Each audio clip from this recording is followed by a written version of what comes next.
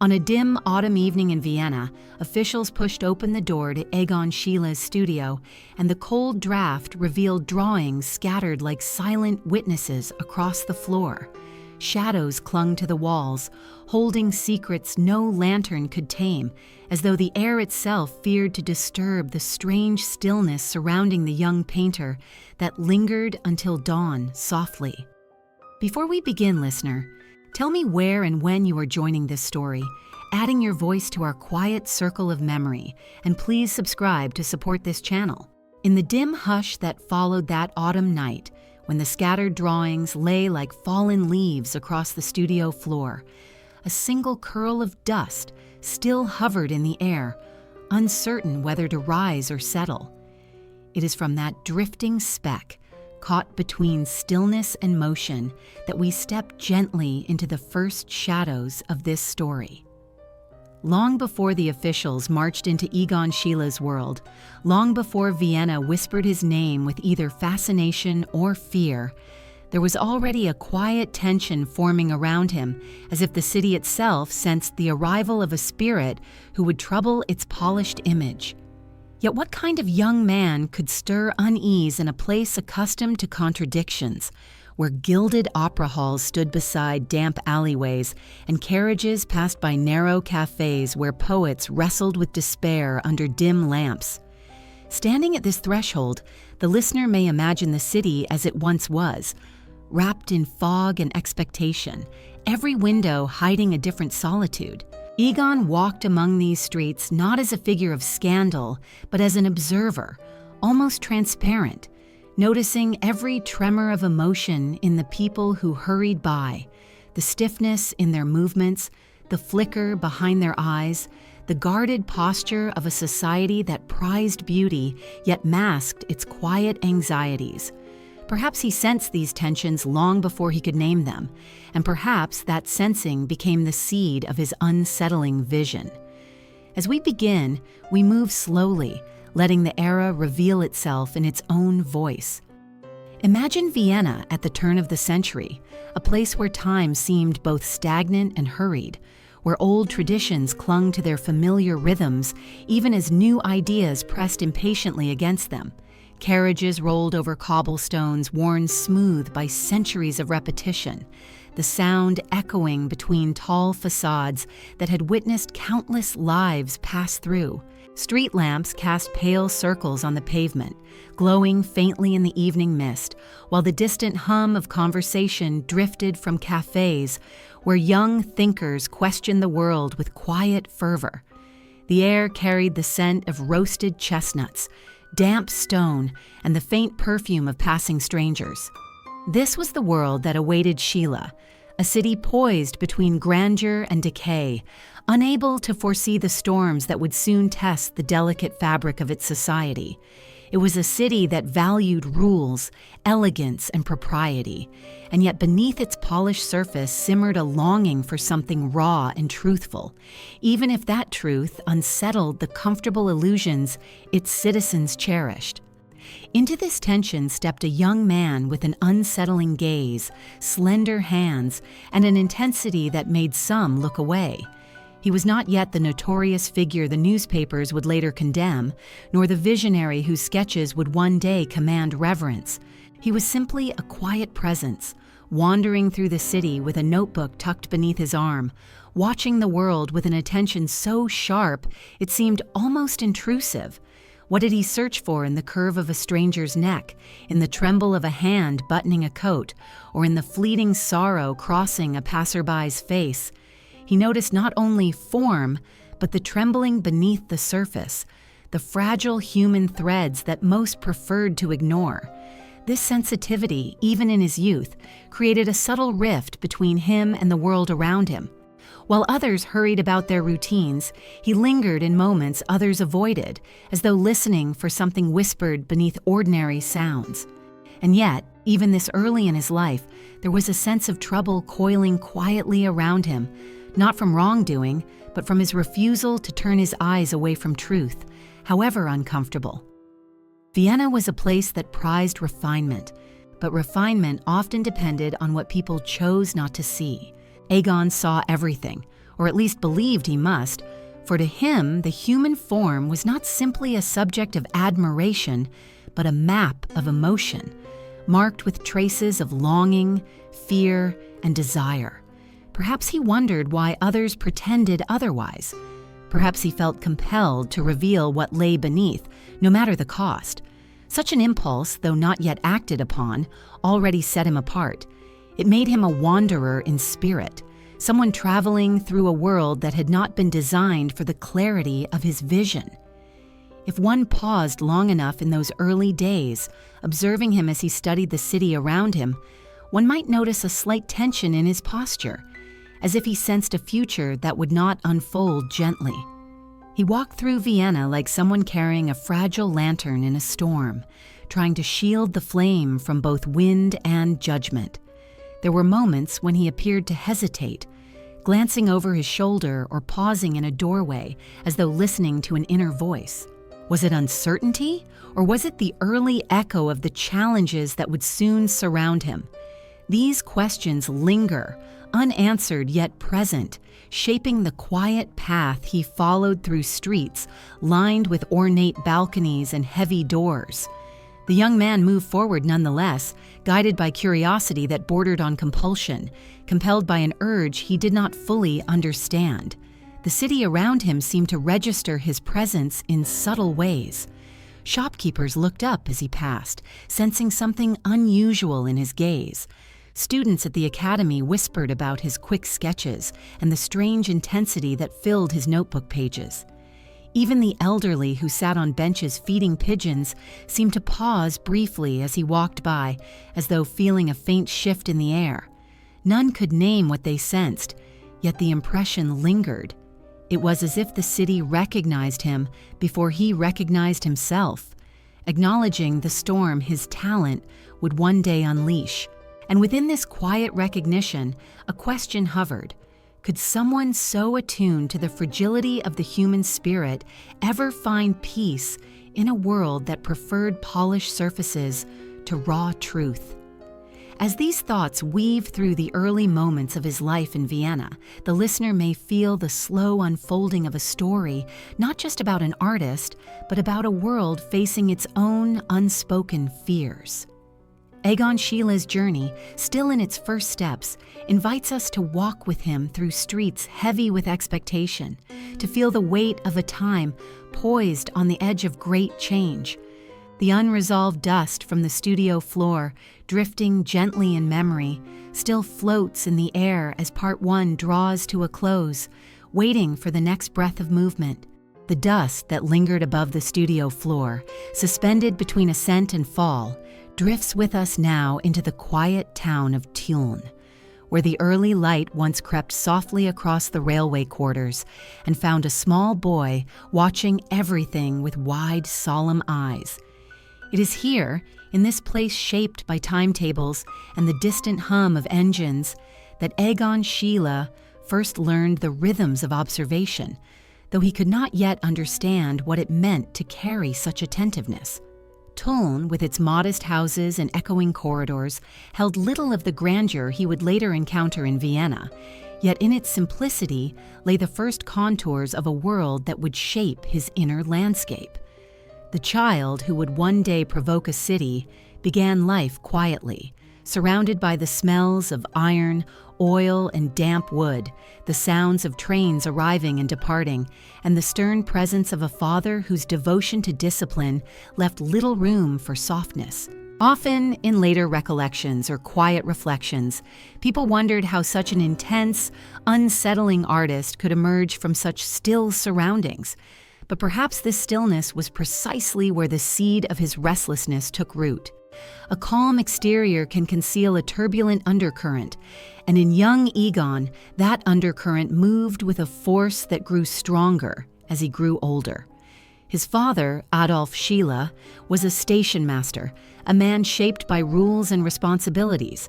Imagine the boy watching his father each morning, the careful adjustments of uniform, the precise checking of clocks, the authority carried in measured steps.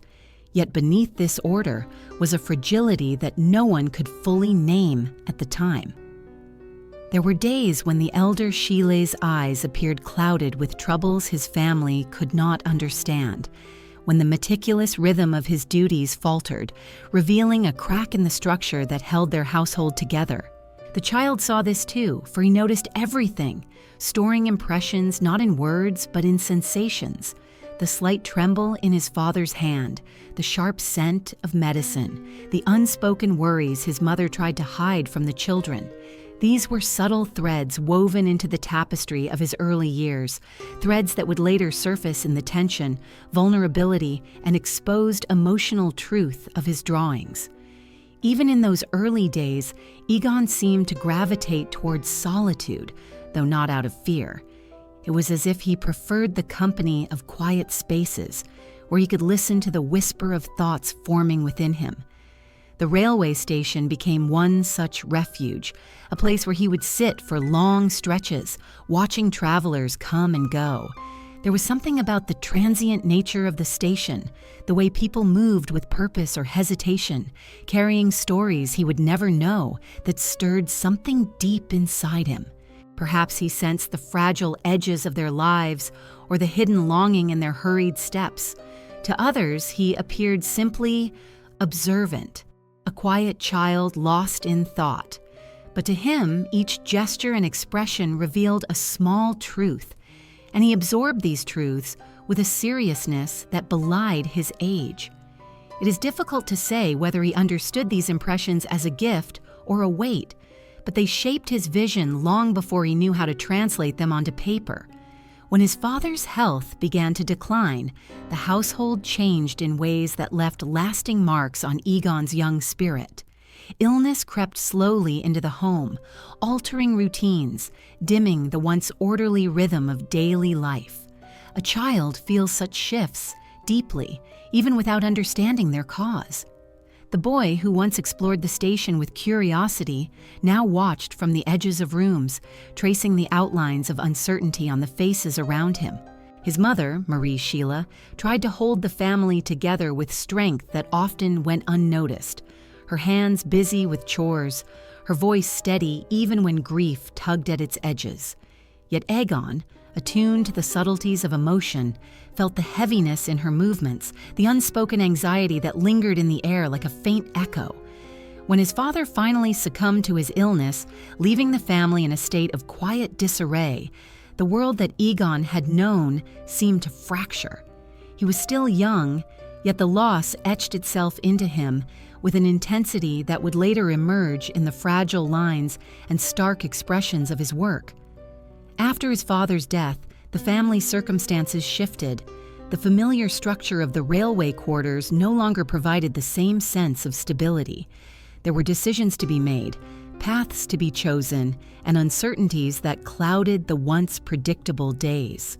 Egon found himself drifting between childhood and adulthood, caught in a space where imagination and responsibility collided.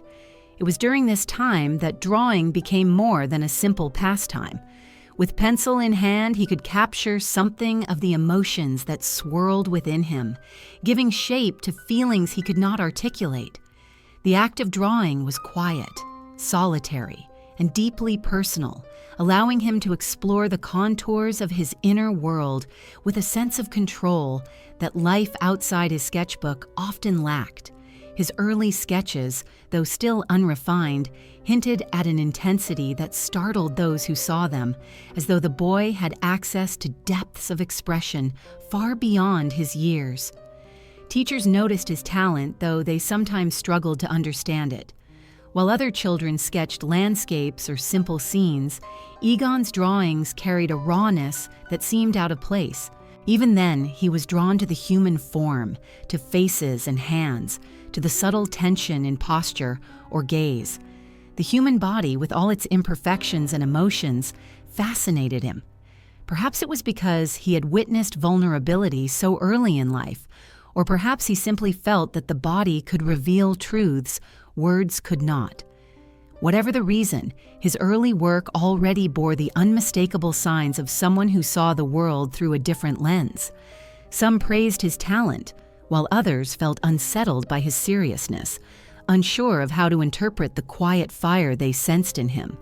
Yet for all the uncertainty and grief that shaped his early years, there were also moments of warmth and wonder.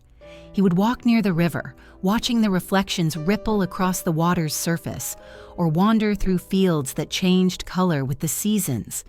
These small pleasures offered brief respite from the shadows that sometimes threatened to overwhelm him. The natural world, with its calm rhythms and quiet beauty, provided a counterbalance to the turbulence within. In these moments, he could breathe, observe, and simply be present. One wonders whether these early landscapes, not drawn but absorbed, later influenced the flowing yet taut lines of his mature work. Still, the sense of being set apart never fully left him. Even as a child, he stood slightly outside the world he inhabited, viewing it with a gaze that felt older than his years. It was from this vantage point that he began to shape the foundations of the artist he would become. Tulln, with its simplicity and sorrows, offered him the first canvas upon which to place the shadowed, emotional contours he carried within. And now, as this part of his story draws to a close, we return to a small, quiet detail, a notebook resting on a windowsill, its pages rustling gently in the breeze that slips through the narrow gap of a wooden frame. The faint movement of the paper waits, holding its breath for the next chapter to unfold.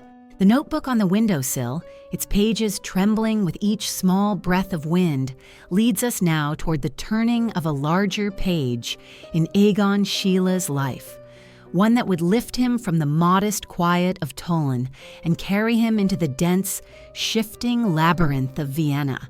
That faint rustle of paper becomes the soft echo of a departing train, and the boy who had once watched travelers with quiet fascination now became one himself, stepping aboard with a mixture of anticipation and unease. Vienna, in his imagination, must have seemed like a vast organism, pulsing with ideas, expectations, and hidden possibilities. For someone who had always felt both drawn to and at odds with the world, the city offered the promise of discovery. Yet it also carried the weight of scrutiny, a gaze sharper and more demanding than anything he had known before. As the train pulled away from the station, the fields of his childhood slipping into the distance, one wonders whether he sensed even then that he was crossing into a place where his vision would challenge, provoke, and unsettle not only others, but himself. Upon arriving in Vienna, Egon found himself surrounded by contrasts sharper than those of his hometown. The streets, broad or narrow, twisted with histories layered in stone and echo. Grand facades stood shoulder to shoulder with cramped alleys where life unfolded in shadows.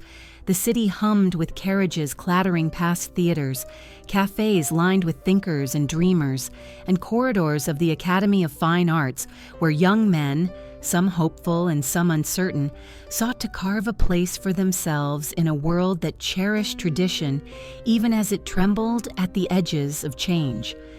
Schiele, with his sharp eyes and quiet intensity, entered these halls not as a wide-eyed student, but as someone already carrying a sense of purpose. Yet purpose can be both guiding light and silent burden, and at first he walked with cautious steps, absorbing everything around him with a concentrated stillness that made him stand out among his peers. The academy itself was a realm of order, precision, and long-standing expectations. Students filled their hours with meticulous study of the human form, measured proportions, classical composition. There was a sense of ritual in the way charcoal met paper, in the way teachers spoke with authority shaped by decades of adherence to established forms. For most, this environment provided stability, a clear path toward mastery. But for Egon, who had already seen fragility fracture the illusions of order, the academy's strict boundaries soon felt like walls pressing inward. He excelled, of course, capturing form with an accuracy that surprised even the instructors. Yet accuracy alone could not satisfy the impulses that stirred beneath his surface. He did not seek to imitate tradition, but to penetrate beyond it, to reveal something deeper, rawer, more immediate. Each assignment, completed with technical precision, left him with a quiet emptiness, as though he were copying shadows rather than engaging with truth. It was during this period of tension between expectation and personal vision that he encountered Gustav Klimt. Klimt, already a figure of renown and controversy, embodied the unfolding transformation of Viennese art. With gold leaf brilliance and sensual fluidity, he had created a new language that was celebrated and condemned in equal measure. When Egon first approached him, sketches in hand, he was not seeking approval in the conventional sense, but perhaps a reassurance that deviation was not a betrayal of artistry. Klimt, recognizing the spark in the young man's work, offered encouragement rather than constraint. His advice was gentle, not shaping Egon's path but affirming that he had the right to seek his own. Even this brief connection held a profound impact, for in Klimt, Egon found not a mentor in the traditional sense, but a mirror reflecting a future where individuality need not hide behind conformity. Yet admiration did not soften the restless urgency growing within him. If anything, it sharpened it. He began to drift from the Academy's structured teachings, seeking instead the unfiltered lines that came from observing the city's inhabitants. The old markets, the narrow stairwells, the distant figures leaning out of windows at dusk. These became his subjects. He sketched quickly, capturing gestures, tensions, and fleeting expressions that seemed to reveal more about a person's inner life than any carefully posed model could. This shift in focus unsettled his peers, who saw in him both a trailblazer and a provocateur. Some admired his daring. Others felt disdain for what they perceived as indifference toward established norms. Yet Egon rarely responded to their reactions. His attention remained fixed on the truth he sought, even when he could not fully articulate it. The energy of Vienna, intoxicating and overwhelming, fed his ambition but also fueled a growing restlessness.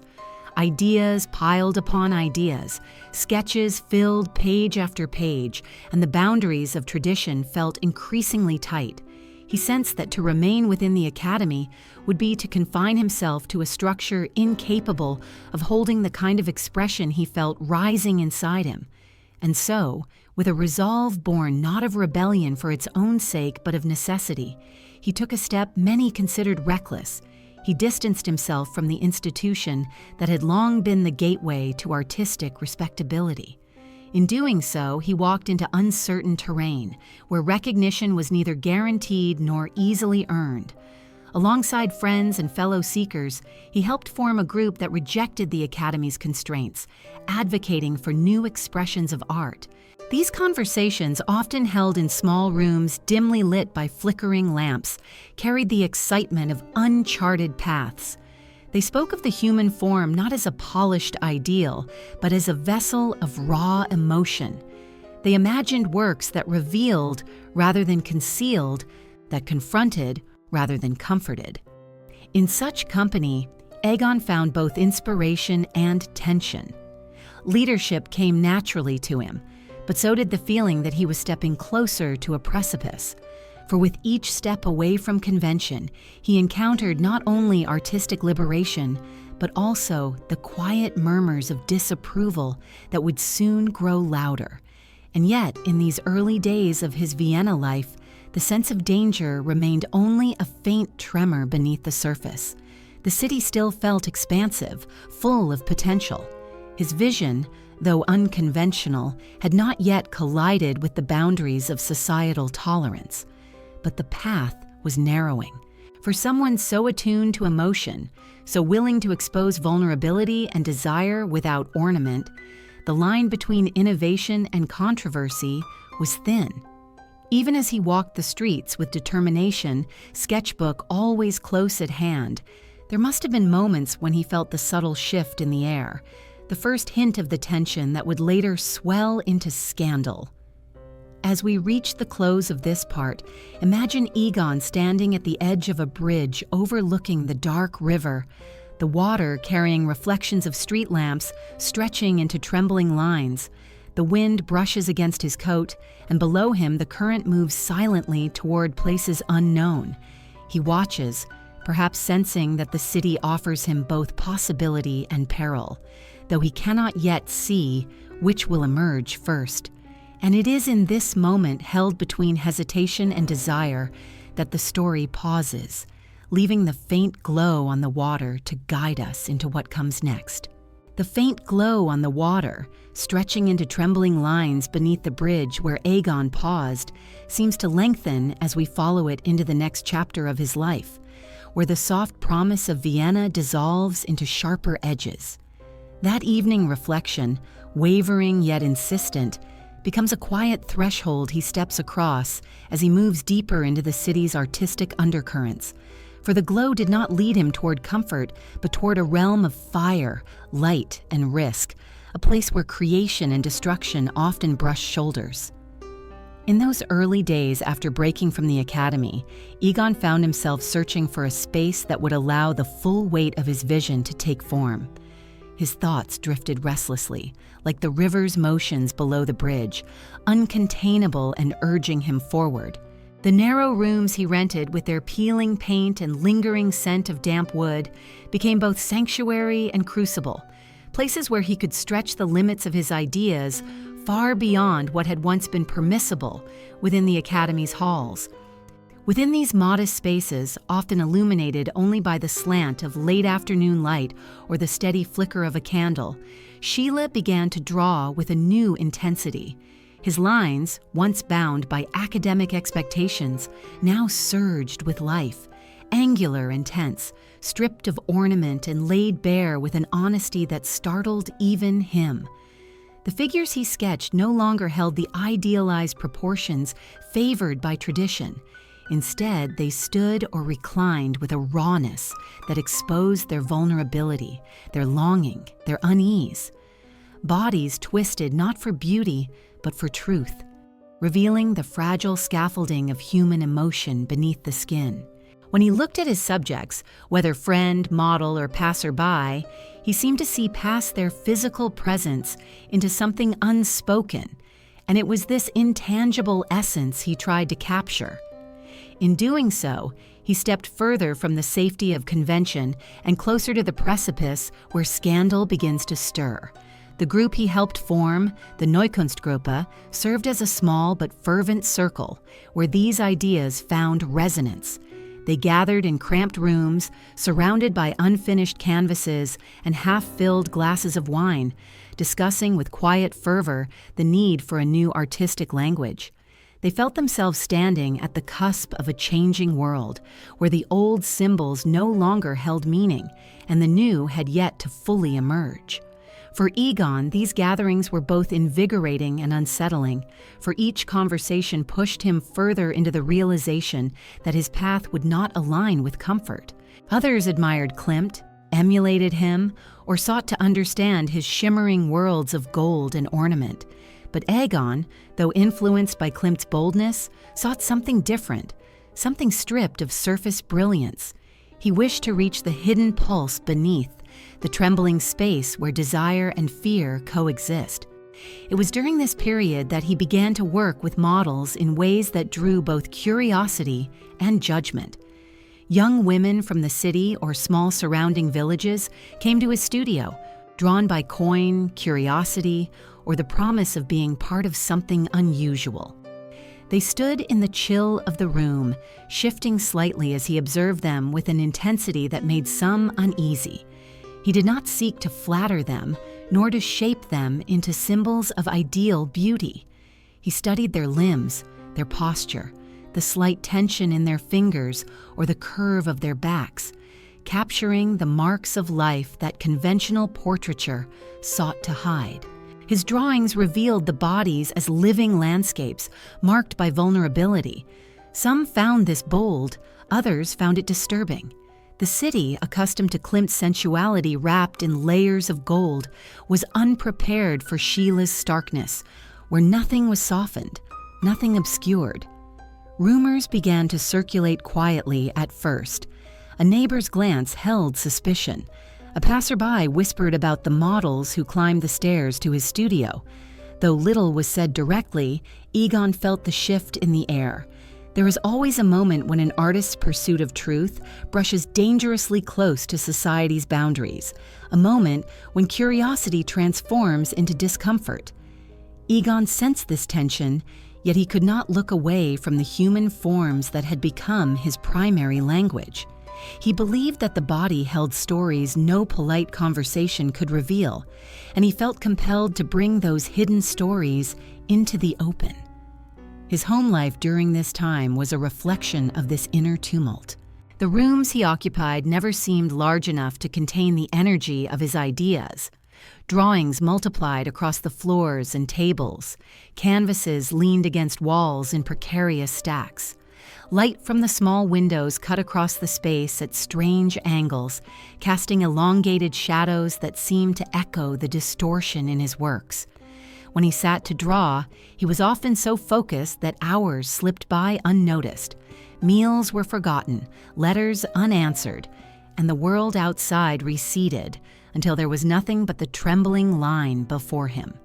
Visitors who came to his studio sometimes left with a sense of having witnessed something both extraordinary and unsettling, as though they had stepped briefly into a realm where the usual rules did not apply. Yet even as he immersed himself in creation, Egon was aware that the path he was forging would not be a gentle one. Vienna had always balanced elegance with repression, innovation with caution.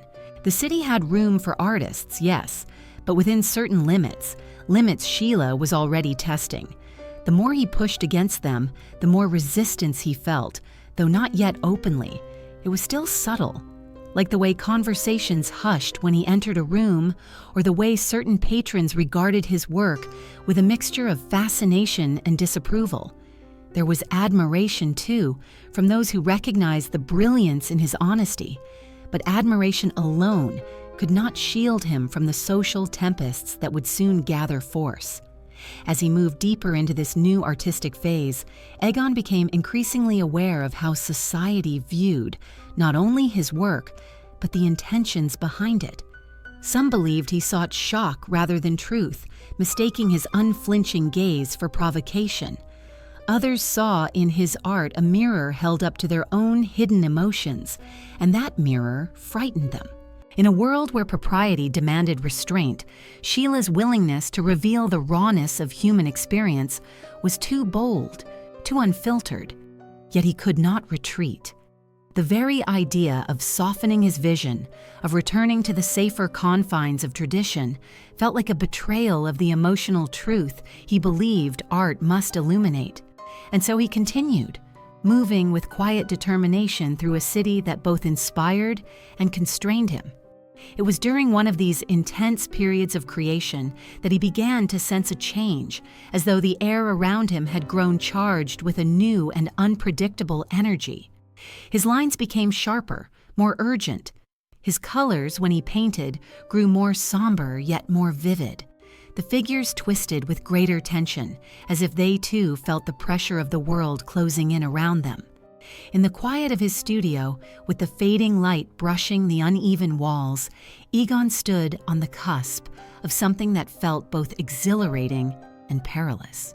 And now, as this part closes, imagine him standing beside a door, one that has just shut behind a departing model while another waits to be opened. Between those two doors lies a moment of stillness, a breath held in the dim light. It is this suspended breath that carries us gently toward the next chapter of his life. The breath that lingered between the closing of one door and the opening of the next follows us into a deeper, more intimate chamber of Egon Schiele's life, where the hush of his studio began to tremble with the presence of another soul, one who would become both companion and witness during the most charged years of his early rise. If the previous moments revealed him edging toward the precipice of controversy, it was here, within the cramped, echoing rooms of his rented spaces, that the delicate threads of human closeness and artistic obsession intertwined, creating both solace and turmoil. The stillness after a model's departure, once a moment for Egon to breathe and recalibrate, soon filled with a softness he had not expected. This was the presence of Valerie Newzeal, known simply as Wally, whose arrival marked the beginning of a relationship that would shape and shadow his creative life. Wally came into his world quietly. She was young, possessing a steady calm that contrasted sharply with Egon's restless intensity. Her gaze held neither fear nor judgment, but something like understanding, a rare and dangerous gift for someone so deeply attuned to the unspoken. Many later speculated on how they met, but what matters more is the immediate recognition that passed between them, subtle yet unmistakable, as though she sensed in him a hunger for truth and vulnerability that mirrored something in herself. She did not turn away from the stark honesty of his work, nor from the unsettling energy that surrounded him. Instead, she stepped into it, allowing herself to become part of the shifting world he inhabited. In the quiet glow of their shared moments, Egon found himself drawn not only to her form, but to the stillness she carried. She became his muse, yet not in the traditional sense. Rather than posing as an ornament, she stood, or sat, or reclined, as a presence wholly her own, unadorned and unafraid. Her expressions shifted with subtlety, revealing a depth of feeling that he recognized instantly. She understood the language of the body without needing words, and her willingness to inhabit that language gave his work a new intimacy, a new edge. The sketches he made of her, some tender, others charged with unspoken currents, revealed a growing emotional bond that seemed to deepen with each line he drew. Visitors to the studio sensed this change. Those who entered sometimes found the two of them seated close, not in overt displays of affection, but in a shared quietness that suggested familiarity. They saw how Wally moved through the space with ease, smoothing a rumpled cloth or adjusting the position of a chair before settling into the pose Egon requested. Some whispered that she had become too much a part of his world, that her presence blurred the already fragile boundaries between artist and model, between inspiration and entanglement. Yet for Egon, whose life had long been shaped by instability, loss, and internal turbulence, this companionship offered a rare anchor. However, stability in Schiele's surroundings did not soften the edges of his artistic pursuit. If anything, Wally's presence sharpened them. His work grew bolder, more revealing. The figures he drew with her in mind seemed to pulse with a new emotional clarity. The human form became not only a subject of observation, but a vessel for shared experiences, fears, and desires. Their closeness, though often quiet, deepened his commitment to exposing what lay beneath the surface of conventional beauty. Wally's trust allowed him to explore the fragility of connection, the tension between longing and solitude, and the unsteady lines between intimacy and distance. It was through her presence that he began to articulate emotions he had long sensed but never fully grasped. The outside world, however, observed this blossoming relationship with suspicion. Neighbors whispered in stairwells, landlords raised eyebrows. Even among the artistic circles he frequented, murmurs began to circulate about the impropriety of his living arrangements and the provocative nature of his work. Although Vienna was a city of intellectual and artistic ferment, its moral boundaries remained tightly drawn, and Egon's disregard for societal expectations made him a figure of increasing controversy. The models who came to his studio, the young women who climbed the stairs under the watchful eyes of neighbors, became fodder for gossip. Yet it was Wally's steady presence, her apparent loyalty, that drew the sharpest scrutiny. People wondered what held such a young woman to a man whose art defied propriety and whose manner unsettled even seasoned patrons. Despite the whispers, Egon continued with unwavering focus. His relationship with Wally did not pull him from his path. Rather, it illuminated it. But as with many intense connections, shadows crept in alongside the light. There were moments when Egon seemed distant even while she sat beside him, his thoughts drifting beyond the room, drawn toward visions only he could see. At other times, he was acutely present, studying her with a gaze that felt almost consuming. She did not always understand these shifts, yet she remained beside him, sensing perhaps that his inner turbulence was not a rejection, but a sign of battles he waged silently. One can imagine the studio during this period, the soft rustle of fabric as Wally adjusted her posture, the scratch of charcoal against paper, the shifting light from a narrow window casting uneven patterns across the floor. The air carried scents of oil paint, ink, and the faint perfume Wally sometimes wore. Outside, the sounds of street vendors and passing carriages echoed through the stairwell. But inside, time seemed to move differently, drawn out by the tension between creation and contemplation. In these rooms, Egon's art began to take on a new dimension, not only depicting the human form but probing the emotional spaces between two people bound by complex threads. Yet even as their bond deepened, Egon sensed risks forming around them. The intensity of his work and the unconventional nature of their relationship made them vulnerable to scrutiny, and scrutiny would soon turn to judgment. There were modeling sessions that stirred unease, not only among neighbors but among those who felt responsible for maintaining social order. A line had been crossed in the eyes of many, not because of what was visible, but because of what they feared might be implied.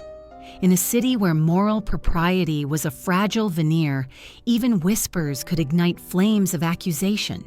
Still, the full force of scandal had not yet arrived. For the moment, it remained a low hum beneath their daily life, a tension sensed but not spoken. Wally, perceptive and steady, felt the change before Egon acknowledged it. She noticed the looks from onlookers, the tightening expressions of those who passed them in corridors or on the street. But she also knew that Egon's art thrived on truth, and truth rarely existed without controversy. She stayed, perhaps believing that her presence offered him refuge from the storms gathering on the horizon. As their days unfolded in this delicate balance, Egon's work grew in confidence, and his reputation, though mixed, began to travel farther. Some saw genius in his raw lines, while others dismissed him as a provocateur. The tension between these views carved a space in which he continued to create, aware that the path ahead would not be smooth. And within the quiet of their shared space, the seeds of future conflict were silently taking root. Now, as this part draws to a close, imagine Wally standing near the threshold of the studio, the light from the single window casting her form in soft outline. Egon watches her quietly, aware of the fragile equilibrium that holds their world together. Outside, footsteps approach on the stairs, slow and deliberate, carrying with them an uncertainty neither of them can yet name. The next knock on the door will shift their lives in ways they cannot foresee. The slow, deliberate footsteps climbing the stairwell outside the studio seem to echo through the walls, each step a soft omen of the turning fate that awaited Egon Schiele.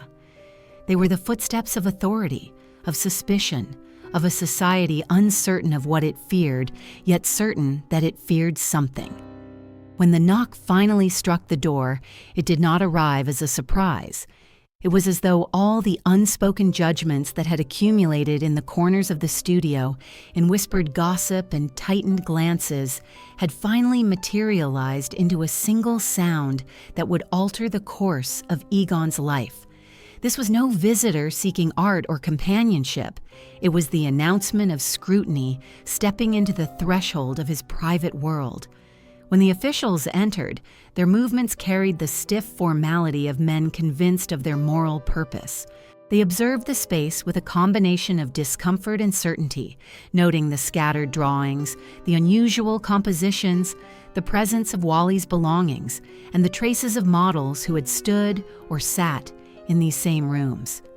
Egon watched them quietly, neither defiant nor submissive, but with an expression that suggested he already knew how fragile the boundary was between creative exploration and societal condemnation. These men did not understand the language of line and form he had honed, nor the emotional landscapes he sought to reveal. They understood propriety, reputation, and the rigid codes of a world struggling to shield itself from anything raw or unrestrained. The accusations they carried were vague at first, built upon the murmurs of neighbors and the unease of villagers who had encountered Egon and his models beyond the city limits.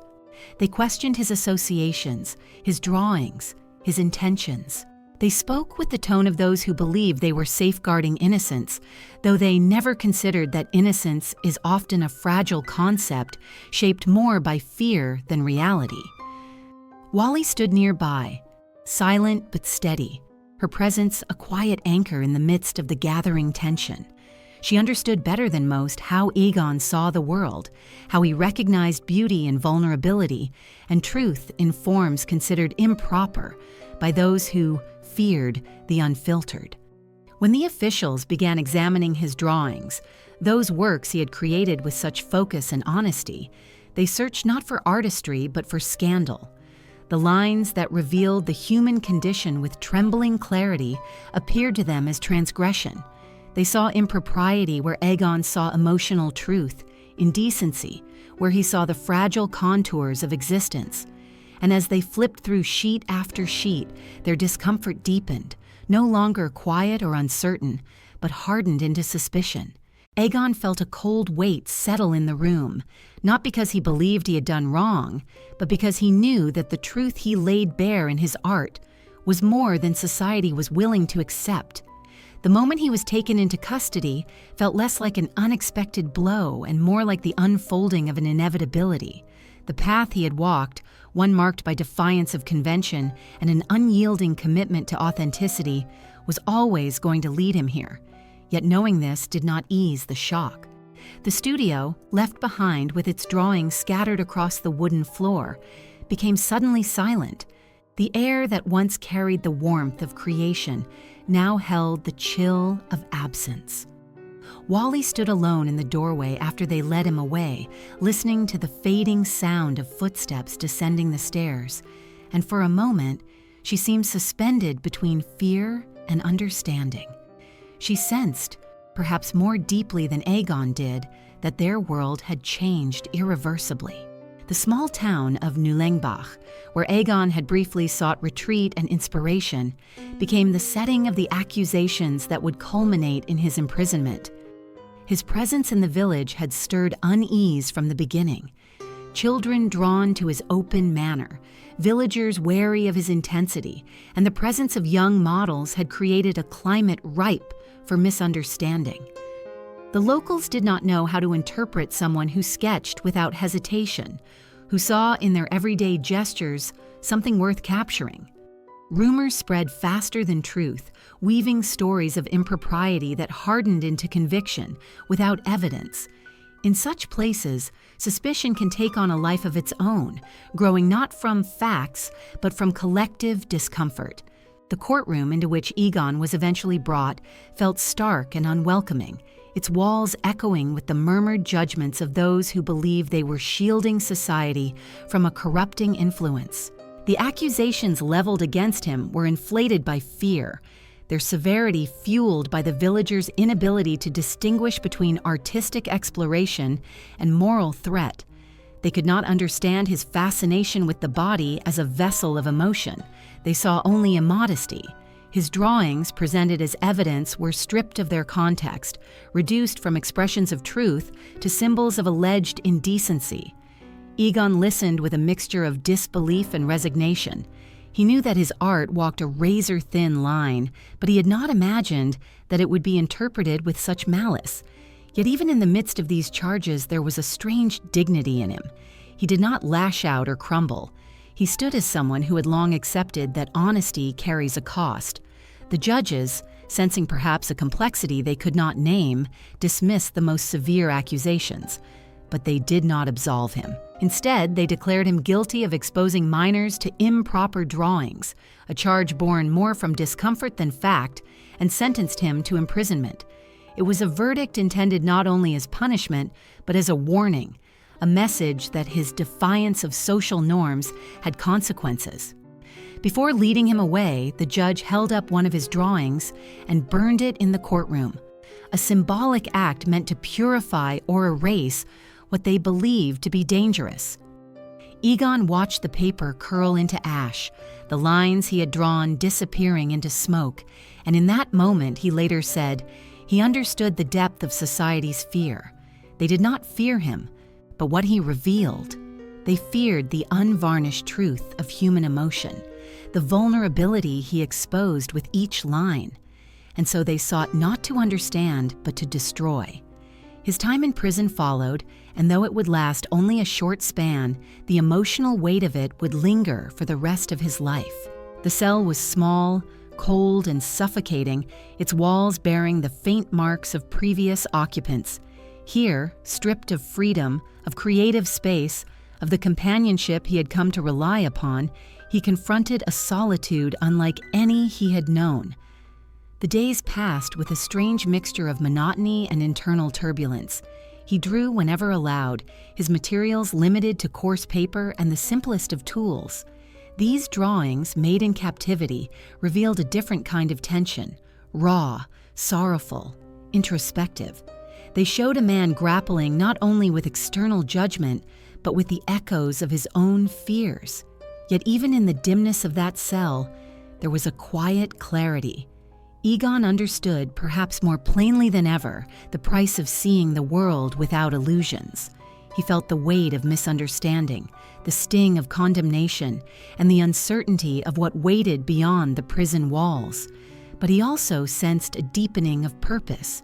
For if society punished him for revealing what lay beneath its surface, that only confirmed the necessity of his work. As this part closes, imagine the dim cell in late afternoon, a sliver of light slipping through the narrow window and falling across the rough floor. Egon sits beside it, sketching with quiet determination, the soft scratch of pencil echoing in the stillness. The light shifts slowly, and for a moment, it seems to linger, as though waiting for the story to move beyond the confines of this cell and into the next breath of freedom. The sliver of late afternoon light that slipped across the prison floor stretches now into a longer, softer beam, guiding us into the half-light of Egon Schiele's cell, where time moved strangely, as though it hesitated to pass too quickly or too slowly. In that confined space where stone walls absorbed every breath and the narrow window offered only a fragment of the sky, Egon found himself held between despair and clarity. The stillness of the cell was unlike the solitude he had sought in his studio. It was an enforced quiet, heavy with the resonance of judgments spoken by others, and with the quieter, deeper judgments he could not help but cast upon himself. In this place, the world outside took on a faint, unreal quality, while the world within, his thoughts, fears, and fragile hopes, became sharper and more insistent. The confinement did not silence him. Instead, it pressed him inward, into a territory of introspection he had long avoided but could no longer escape. Each morning began with the same cold sound of metal turning in the lock, the echo of it settling into the air like dew on stone. The guard's heavy footsteps receded down the corridor, leaving Egon in a stillness so complete that his own heartbeat seemed amplified. He sat for long periods in that narrow room, tracing the memory of lines he wished he could draw with proper materials, replaying in his mind the gestures and expressions of the models who had stepped through his studio door. He remembered Wally most vividly, her steady gaze, the quiet courage in her posture, the way she softened the harshness of his rooms with her presence. In prison, these memories arrived like fleeting lanterns, illuminating moments that now felt distant, fragile, and oddly sacred. Yet for all the warmth these memories offered, there was no ignoring the claustrophobic reality of the cell. Its air smelled faintly of damp stone and worn leather, the remnants of past inmates lingering like ghosts in the corners. Egon often wondered who had sat where he now sat, who had stared out through the small barred window, longing for a sky that seemed indifferent to the suffering beneath it. Sometimes he touched the grooves in the wall, etched by restless hands over years of confinement, and felt an odd kinship with the unknown souls who had passed through this space. Their presence, though invisible, reminded him that confinement was a kind of shared experience, one that transcended individual guilt or innocence. In this realization, he felt not comfort, exactly, but a softening of the isolation that threatened to consume him. When he was allowed to draw, even with the roughest of pencils on coarse brown paper, he approached the act with a reverence that had eluded him in freedom. Each line mattered more. Each mark carried the weight of longing. The figures he sketched were stripped to their essence, raw, gaunt, and haunting. They revealed not only the fragility of the human body, but the vulnerability of a soul laid bare. His self-portraits from this period showed wide eyes framed by despair, hands elongated in gestures that hovered between pleading and introspection. The act of drawing became a lifeline, a fragile bridge to the person he had been before the accusations, before the public scrutiny, before the cold grip of confinement.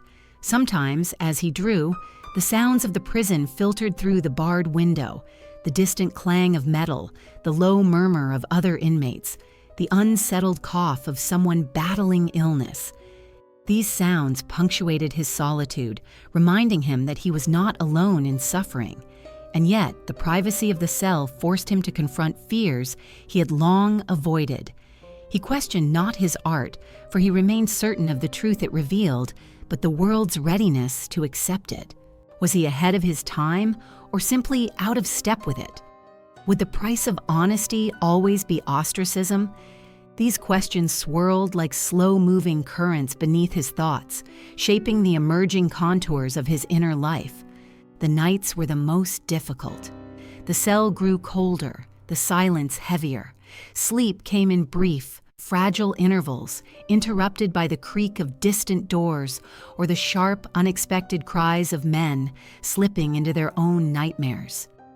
Egon often lay awake, staring into the darkness, tracing in his mind the shapes of unfinished works left behind in his studio. He imagined the lines hovering over empty pages, waiting for the hand that would not return to them for many more days. In these nighttime hours, he felt a hollow ache in his chest, not only for his own confinement, but for Wally, left to navigate the uncertainty and the growing whispers without him. He wondered whether she felt abandoned, whether she believed that the world's judgment of him would stain her as well. Yet even in the bleakness of night, there were moments when something like clarity appeared. The silence, oppressive as it was, allowed him to see parts of himself he had overlooked. He recognized, perhaps for the first time, the depth of his own vulnerability, the same vulnerability he sought in others when he drew them. He realized that truth, unadorned and uncompromising, could isolate as much as it illuminated. The cell became a mirror, reflecting not only the image of an accused man, but the inner contours of an artist, learning the cost of his vision. And so the days passed, each one merging with the next, each one marked by the slow accumulation of insight and sorrow. Egon began to understand that imprisonment was not merely a punishment imposed upon him by the courts. It was also an encounter with the limits of what society was willing to face. His art had always peeled back layers of pretense, revealing the raw human essence beneath. Now, confined in a space stripped of comfort and illusion, he found himself subjected to the same exposure. The honesty he demanded from his models and from his work was now demanded of him, not by choice, but by circumstance. When word finally came that he would be released, the moment did not unfold with the triumphant surge he might once have imagined. Instead, it arrived with quiet uncertainty. He gathered the few sketches he had made, each one bearing the imprint of confinement, and stepped toward the doorway as the lock clicked open. The corridor beyond felt both familiar and foreign, its air carrying the echoes of footsteps and whispered doubts. As he walked out into the morning light, the world seemed brighter than he remembered, yet tinged with a rawness that mirrored his own. Upon stepping outside, the first thing he noticed was the vastness of the sky. It stretched across the horizon in a way that felt almost overwhelming after the narrow confines of the cell. He closed his eyes for a moment, breathing deeply, allowing the cold air to fill his lungs. Freedom tasted both sharp and uncertain, for though he had left the prison walls behind, he knew he was stepping into a world that had judged him, a world that would continue to judge him, perhaps even more harshly now that he carried the mark of accusation. As this part draws to a quiet close, imagine him standing there, the prison doors behind him, the open world before him, and in between, a thin, uncertain line of shadow stretching across the ground. It is this shadow, trembling between confinement and freedom, that leads us into the next stage of his journey. The thin, uncertain line of shadow stretching across the ground follows us out of the prison gates and into the uneasy world that awaited Egon Schiele, a world that had not paused in his absence, but had shifted in ways both subtle and wounding. Freedom did not greet him with warmth. It arrived with a strange chill, as though the air itself hesitated to welcome someone who carried the residue of accusation upon his name. When he stepped from the stern grip of the prison walls into the open space of the morning, the sky seemed vast yet distant, its pale light indifferent to his return. His hands, so accustomed to holding pencil and charcoal with certainty, now trembled slightly, not from fear, but from the realization that liberation did not erase what had been endured. The world he re-entered was not the same one he had left, and he himself was not untouched by the weight of confinement. That awareness lingered with him like a low, persistent hum beneath the surface of every breath he took. As he walked away from the gates, the landscape around him appeared sharper than he remembered. The outlines of trees, houses, and distant roofs held a clarity that felt almost intrusive, as though the world had shed a layer of softness during his absence. His eyes, accustomed to the dim half-light of the cell, took in the scene with a mixture of gratitude and caution. He felt keenly the contrast between the open air and the suffocating walls he had known, yet the sense of relief was mingled with a deeper unease. The whispers that had led to his imprisonment still drifted through the villages and circles where his name was known, and though the most severe charges had been dismissed, the stain of suspicion lingered like a shadow he could not simply brush away. Society, once merely uncertain about him, now regarded him with sharper scrutiny, and this awareness settled into him with a heaviness that no breath of fresh air could dispel. Returning to Vienna did not offer immediate comfort. The city's familiar streets carried new echoes, and the glances cast in his direction held a subtle shift. Curiosity tinged with unease, fascination mixed with judgment. His reputation had traveled faster than he had, and even those who had once admired his daring now approached with greater caution. Yet within this fraught terrain, there were also those who welcomed him quietly, their understanding shaped by a recognition of the injustice he had endured, and by a deeper appreciation of the vision that had provoked society's fear. These individuals offered him the fragile reassurance that he was not alone, that his work still held meaning even in the face of public discomfort. When Egon finally returned to his studio, the air inside felt heavy with absence. The drawings scattered across the tables and pinned to the walls had remained untouched, yet they seemed altered, as though they had absorbed some of the sorrow and uncertainty that had marked his time in confinement. Dust lay lightly on the surfaces, muting the vibrant energy that had once filled the space. Wally was there, her presence both steady and subdued, her eyes reflecting relief and worry in equal measure. She had waited, navigating the rumors and glances alone, holding fast to a belief in him that had given her strength even when the world around her questioned it. Their reunion was not marked by grand gestures or dramatic declarations. Instead, it unfolded in a quiet, almost fragile way, shaped by shared understanding and the mutual recognition of what had been endured. Yet even within this moment of reconnection, the echoes of imprisonment followed him. The shadows that had crept into his thoughts during those silent nights in the cell lingered in the corners of the studio, shaping the work he now attempted to resume.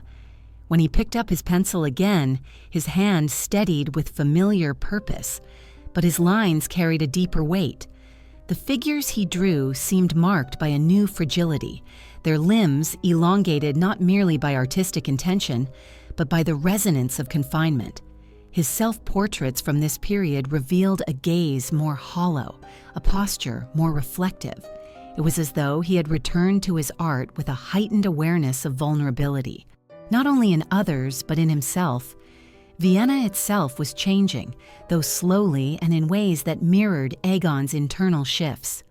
The city's artistic circles, though shaken by the tensions of modernity, continued to push boundaries. Klimt remained a distant but steady figure, offering occasional encouragement when their paths crossed. Others, younger and more daring, saw in Egon's experience a testament to the cost of truth. They gathered around him in small gatherings, speaking softly in dim cafes about the need to continue challenging the old forms, to expose the layers of hypocrisy that clung to the city's surface. These conversations offered him a fragile sense of community, though he knew that not all who admired him were willing to face the same level of scrutiny or judgment. Still, the scars of his imprisonment did not fade easily.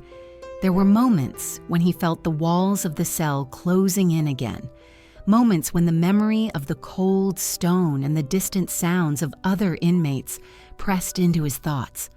At times he would wake in the early hours, his breath caught between past and present, unsure for an instant whether he had truly escaped those confines. Wally would sometimes find him lost in such moments, his gaze fixed on a point beyond the room, as though he were listening for echoes of chains or footsteps that no longer existed. Her presence, though steady, could not fully erase the marks imprisonment had carved into him, but it offered him a space in which to breathe more freely. In time, Egon began to venture beyond his studio again, seeking new landscapes, new moments to capture. Yet the world he encountered seemed altered. Where he had once been met with curiosity, he now encountered hesitation. Neighbors watched him with cautious eyes. Gallery owners approached with the wariness of those uncertain whether they were inviting brilliance or trouble into their spaces.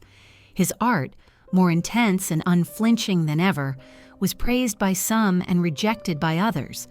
It seemed that with the deepening of his insight came a deepening of the divide between those who could bear his vision and those who wished to look away. Even so, there were quiet moments of beauty. When he walked along the riverbanks outside the city, watching the water shift in the late light, he felt a fleeting sense of peace. He sketched the barren trees, the trembling reflections, the stark shapes that echoed his own internal landscapes. Nature, in its rawness, offered a kind of honesty he could trust. The world of human judgment, with its shifting boundaries and sudden condemnations, felt far more unstable. One could imagine Egon standing near the edge of a quiet field at dusk, the sky washed in pale colors, the air carrying the scent of earth and distant smoke. In such moments, he might have sensed the possibility of renewal, a gentle, fragile hope that the world might yet make room for the truth he offered. He did not know what awaited him, whether acceptance or further controversy, but he understood that he could not turn away from his path. The scars of confinement had not diminished his vision, they had sharpened it. As this part draws to a close, picture him standing at the threshold of his studio once more, the door slightly ajar, light spilling across the floor in an uneven path. He hesitates for a moment, listening to the quiet, sensing both the weight of his past and the uncertain promise of what lies ahead. That faint, flickering path of light leads us gently into the next part of his story. The faint, flickering path of light across the studio floor lengthens into a softer glow as we enter the territory of memory that belongs to Wally Newsel, the young woman whose presence had so deeply intertwined with Egon Schiele's life. Yet now, as the world around them strained under the weight of judgment and uncertainty, an invisible fault line began to form between them, subtle at first, then widening with each passing month. The light that once illuminated their shared moments with quiet warmth now seemed to cast longer shadows, revealing the fragile seams of a relationship shaped by devotion, sacrifice, and the unrelenting demands of Egon's rising ambitions. It was not a rupture born of anger, nor of sudden betrayal, but of the slow, inevitable shift that occurs when two lives bound by intimacy begin to move at different paces, pulled by forces neither of them fully understood. In the months following his release from prison, Egon's focus turned with renewed urgency toward his work, as though he sought to erase the memory of confinement with sheer creative force. He moved restlessly through the studio, sketching, painting, discarding, beginning again. His lines grew even sharper, his colors more charged with tension. He worked with an almost feverish intensity, driven by the sense that time itself had become fragile and uncertain. Vienna, though wary of him, also seemed more attuned than ever to the stirring world of modernity, and Egon wished to seize the fleeting opportunities that emerged in this shifting landscape. Yet this intensity, while fueling his artistic growth, left little room for the quiet companionship that had once bound him to Wally with such gentle strength. She remained by his side through this tumultuous period, offering a stable presence in the midst of his fluctuating moods. She understood his silences, sensed the undercurrent of fear that remained after his imprisonment, and carried much of the emotional labor of their daily life without complaint. She kept the studio in order, welcomed visitors with a grace Egon sometimes lacked, and stepped into roles far beyond that of muse, caretaker, confidant, and quiet shield against the harshness of the outside world. Yet for all her devotion, she began to feel the subtle shift in Egon's gaze. His attention, once shared between his work and the intimacy they cultivated together, now rested increasingly upon his future, one he sensed might require him to step into the realm of respectability that Vienna demanded if he was to achieve lasting acceptance. It was during this time that Egon's ambitions began to expand beyond the walls of his studio. He sought patrons whose support could lift his work into broader public view. He understood, reluctantly, that to win the approval of those with influence, he needed to present a life that aligned more closely with the expectations of society. And society, with its rigid boundaries and quiet hypocrisies, did not look kindly upon a bohemian existence shared with a former model whose origins lay outside the respectable circles of Vienna's middle class. Wally, perceptive as always, saw this shift before Egon acknowledged it. She noticed the way he hesitated before introducing her to certain visitors, the way he avoided mentioning her in correspondence with potential patrons, the way he softened the edges of their life together in conversation with those whose approval he hoped to gain. The distance grew slowly, almost imperceptibly at first, like the widening crack in a fresco, invisible until the paint begins to flake. Their evenings, once filled with quiet conversation or shared contemplation, now found Egon lost in sketches long after dusk, his brow furrowed in concentration. Wally sat nearby, her hands resting in her lap, watching him with a mixture of admiration and sorrow. She loved him deeply, yet she sensed the shape of a future in which her presence would no longer fit the image he needed to present to the world. She did not begrudge him his ambition. She had always believed in his talent, in his need to reveal what others feared to see. But she also understood that ambition, once awakened in him, carried its own momentum, one strong enough to pull him away from the simplicity of their earlier bond. As Egon's reputation slowly rebuilt itself, interest in his work grew.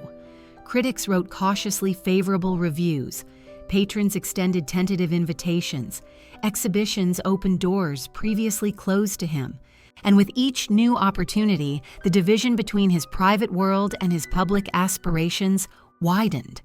Wally felt it not in words, but in gestures. The way he stood a little straighter when speaking with potential supporters, the way he glanced toward her with an expression she could not decipher, the way he seemed caught between two versions of himself, uncertain which one could carry him forward. There were still moments of closeness, times when Egon reached for her hand or looked at her with a tenderness that seemed to bridge the growing distance. But those moments, though sincere, could not hold back the tide. She remained his muse, his confidant, his silent strength. Yet the world beyond their studio demanded a different kind of partnership, one aligned with the expectations of family, propriety, and social standing. Wally, with her quiet resilience and humble origins, knew she did not fit that mold. Egon's decision, when it finally surfaced, came not with cruelty, but with an almost sorrowful resignation. He had met Edith Harms, a woman from a respectable family living across the courtyard, whose presence carried the promise of a future more acceptable to Vienna's eyes. Edith represented stability, social legitimacy, and a path toward the recognition he sought. Wally sensed the shift before Egon spoke it aloud. She saw it in the way he grew distracted in her presence, in the way he glanced toward the Harms household with a mixture of curiosity and longing, in the way his restlessness took on a new shape. The conversation between them, when it finally unfolded, was likely steeped in a quiet, aching honesty. Wally understood before he finished speaking. She had known, perhaps for longer than he had, that their shared path was nearing its end. Yet her acceptance did not diminish the sorrow of it. She had given him years of loyalty, had stood beside him when the world turned against him, had believed in him when few others dared. Egon, in turn, felt the weight of what he was asking, though he justified it to himself as a necessary step toward a future shaped by stability and recognition. Their parting was not marked by anger, but by a profound sadness, a kind of grief that arises when two souls who once moved in harmony must now walk separate paths. Wally left quietly, carrying with her a dignity that belied the heartbreak she endured. Egon watched her go, aware that he was losing not only a companion but an anchor, someone who had known him before fame, before scandal, before ambition hardened around his heart. In the quiet that followed her departure, the studio felt emptier, its air heavier. Egon stood among his drawings, sensing the echo of her presence in the stillness. Perhaps he wondered whether he had made a choice or simply followed the current of a society whose approval he felt compelled to seek. Perhaps he questioned what had been gained and what had been lost. The door she closed behind her seemed to echo far longer than any sound he had previously heard. As this part draws to its quiet end, imagine Wally's figure fading into the dim streets beyond the studio, her footsteps steady but sorrowful, while Egon remains at the threshold, the light around him dimming as he turns back toward a future shaped by choices whose consequences he only dimly perceives. The echo of Wally's departing footsteps, faint and receding along the worn streets below the studio windows, leads us now into a quieter, more subdued chapter of Egon Schiele's life, one shaped not by scandal or defiance, but by an uneasy attempt at stability. And yet, even here in the realm of respectability he sought to enter, nothing of Egon's world unfolded without complexity. The absence Wally left behind lingered long after the door closed behind her, settling into the corners of the studio like a residue of something once warm, but now irrevocably past. In its place came a gentler, more orderly presence. Edith Harms, the young woman whose family lived across the courtyard, whose gaze reflected both curiosity and caution when she first encountered the strange, intense artist who often stood by his window, absorbed in thoughts or sketches only he could see. Edith came from a world Egon had long stood outside of, a world of comfortable routines, quiet dinners, modest expectations, and the kind of propriety that Vienna treasured. Her family was respectable, her upbringing steeped in the rhythms of social decorum that Egon had never fully mastered. Yet there was something in him that drew her across that courtyard, something she later described as both unsettling and magnetic, a mixture of brilliance and vulnerability that stirred her sympathy and fascination. Their courtship unfolded slowly, shaped less by passion than by a kind of tentative curiosity. Edith approached him with a gentle uncertainty, aware of the difference between their worlds, yet sensing that there was more to him than the rumors suggested. Egon, in turn, saw in her a possibility of grounding, a way to shape a future that Vienna might accept, even admire. The early days of their connection unfolded with a soft, almost hesitant rhythm. He visited her family's home, where conversations were polite, measured, and tinged with the slight awkwardness of two parties trying to interpret one another across a cultural divide. Edith's parents viewed him with polite suspicion, unsettled by his unusual appearance, his intense gaze, and the lingering shadow of his recent imprisonment. But Edith, perhaps sensing the loneliness beneath his bold reputation, offered him a quiet kindness that he had rarely experienced. She listened without judgment, even when she did not fully understand the emotional landscapes he described. She accepted the fragility in him, though she could not yet fully comprehend the depths of it. In time, Egon proposed marriage, not with the impulsive passion that had colored his early bond with Wally, but with a thoughtful, almost solemn determination. He believed, or convinced himself, that Edith represented the future he needed, stable, respectable, anchored. He envisioned exhibitions, patrons, and recognition that required a different facade than the one he had presented in the past. Marriage, to him, became a step toward legitimacy, a way of stepping back into Vienna's good graces. And yet, beneath this reasoning lay something quieter, a desire for a life that did not feel perpetually on the brink of collapse, a yearning for companionship that did not carry the weight of scandal or the constant demand for emotional translation. When Edith accepted, the decision marked a turning point in his life, though not one free from inner conflict. For even as they prepared for marriage, Egon could not entirely silence the echoes of what he had relinquished. He wrote to Wally asking her, strangely, impossibly, if she would accompany him on a final journey, a farewell voyage of sorts, before he settled permanently into married life. It was a request shaped by confusion, longing, and a lingering inability to neatly separate the emotional threads of his past from the expectations of his future. Wally refused as she must, and this refusal brought a quiet finality to their parted paths. That final severing settled into Egon's mind with a resonance he rarely acknowledged openly. Edith entered his studio soon after their engagement, stepping into a space shaped not for domestic comfort, but for the turbulence of creation. She observed his scattered sketches, his unfinished canvases, the lingering scent of oil paint and turpentine, and the faint chair marks on the floor where models had once sat. She tried to adjust to this unfamiliar world, to understand the rhythms that guided his work. Egon, though grateful for her presence, sometimes struggled to bridge the distance between them. Edith's sensitivity was gentle, her emotions subtle, her expressions restrained. She offered him companionship, yet she could not inhabit the same emotional terrain that Wally had walked with such intuitive ease. And so their life together unfolded with a mixture of tenderness and distance, shaped more by effort than by instinct. There were evenings when Edith would sit quietly near the window, stitching or reading, while Egon worked in focused silence, glancing at her from time to time as though trying to reconcile the contrast between her serene presence and the intensity of the figures emerging on his canvases. She rarely posed for him, not out of refusal but out of a sense that her place in his work would never be the same as Wally's had been. She respected the space his art required, even when it left her feeling peripheral to the deeper currents that shaped his life.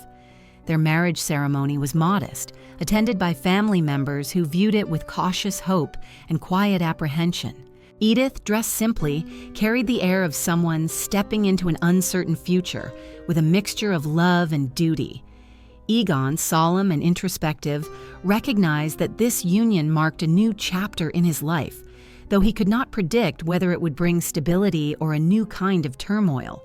Perhaps in that moment, standing before the expectations of two families, he wondered whether marriage could anchor a spirit so restless, or whether it would simply place new boundaries around his already precarious existence. After the wedding, they moved into a new home, one that Edith hoped would offer them a sense of shared belonging. She decorated the rooms with care, placing small items of comfort on shelves and bringing warmth to spaces Egon often left stark. She prepared meals, kept the household orderly, and tried with quiet determination to build a domestic harmony that might soothe the edges of his restless nature. Egon appreciated these efforts, yet the studio continued to pull him away, its shadows familiar, its demands consuming. His work grew ever more intense, his figures more contorted, their expressions filled with loneliness, longing, and a strange, electric charge. Edith, observing these works with puzzled tenderness, sometimes wondered whether she had married a man or a storm. Still, there were moments, brief, delicate, when their lives touched with genuine warmth. They walked along the streets together in the evenings, exchanging soft words beneath the dim glow of street lamps.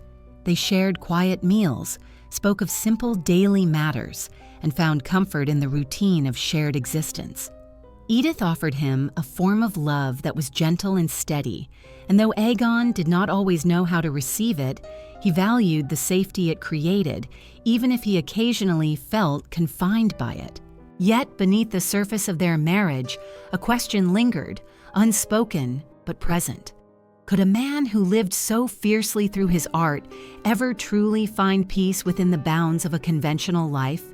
Could Edith, with her calm and decorum, ever bridge the distance to the deeper, more turbulent parts of him? Neither of them had the answer, and so they moved forward, weaving their days together with cautious hope. As this part closes, imagine Edith standing beside the window of their new home, her figure softened by the afternoon light, while Egon sits at his desk, drawing in silence, the scratch of pencil faintly echoing through the room.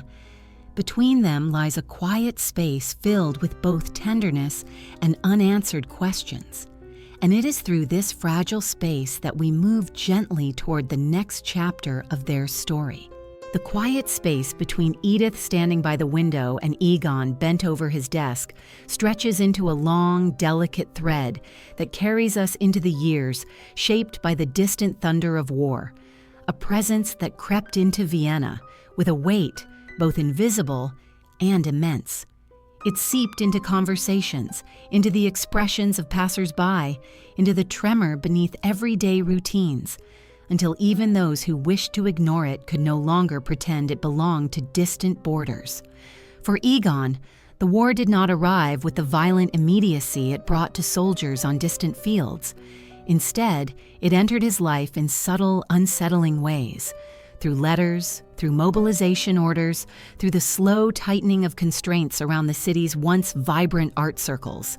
It offered neither glory nor heroism, only disruption, uncertainty, and a strange, persistent quiet that hovered beneath the noise of official proclamations.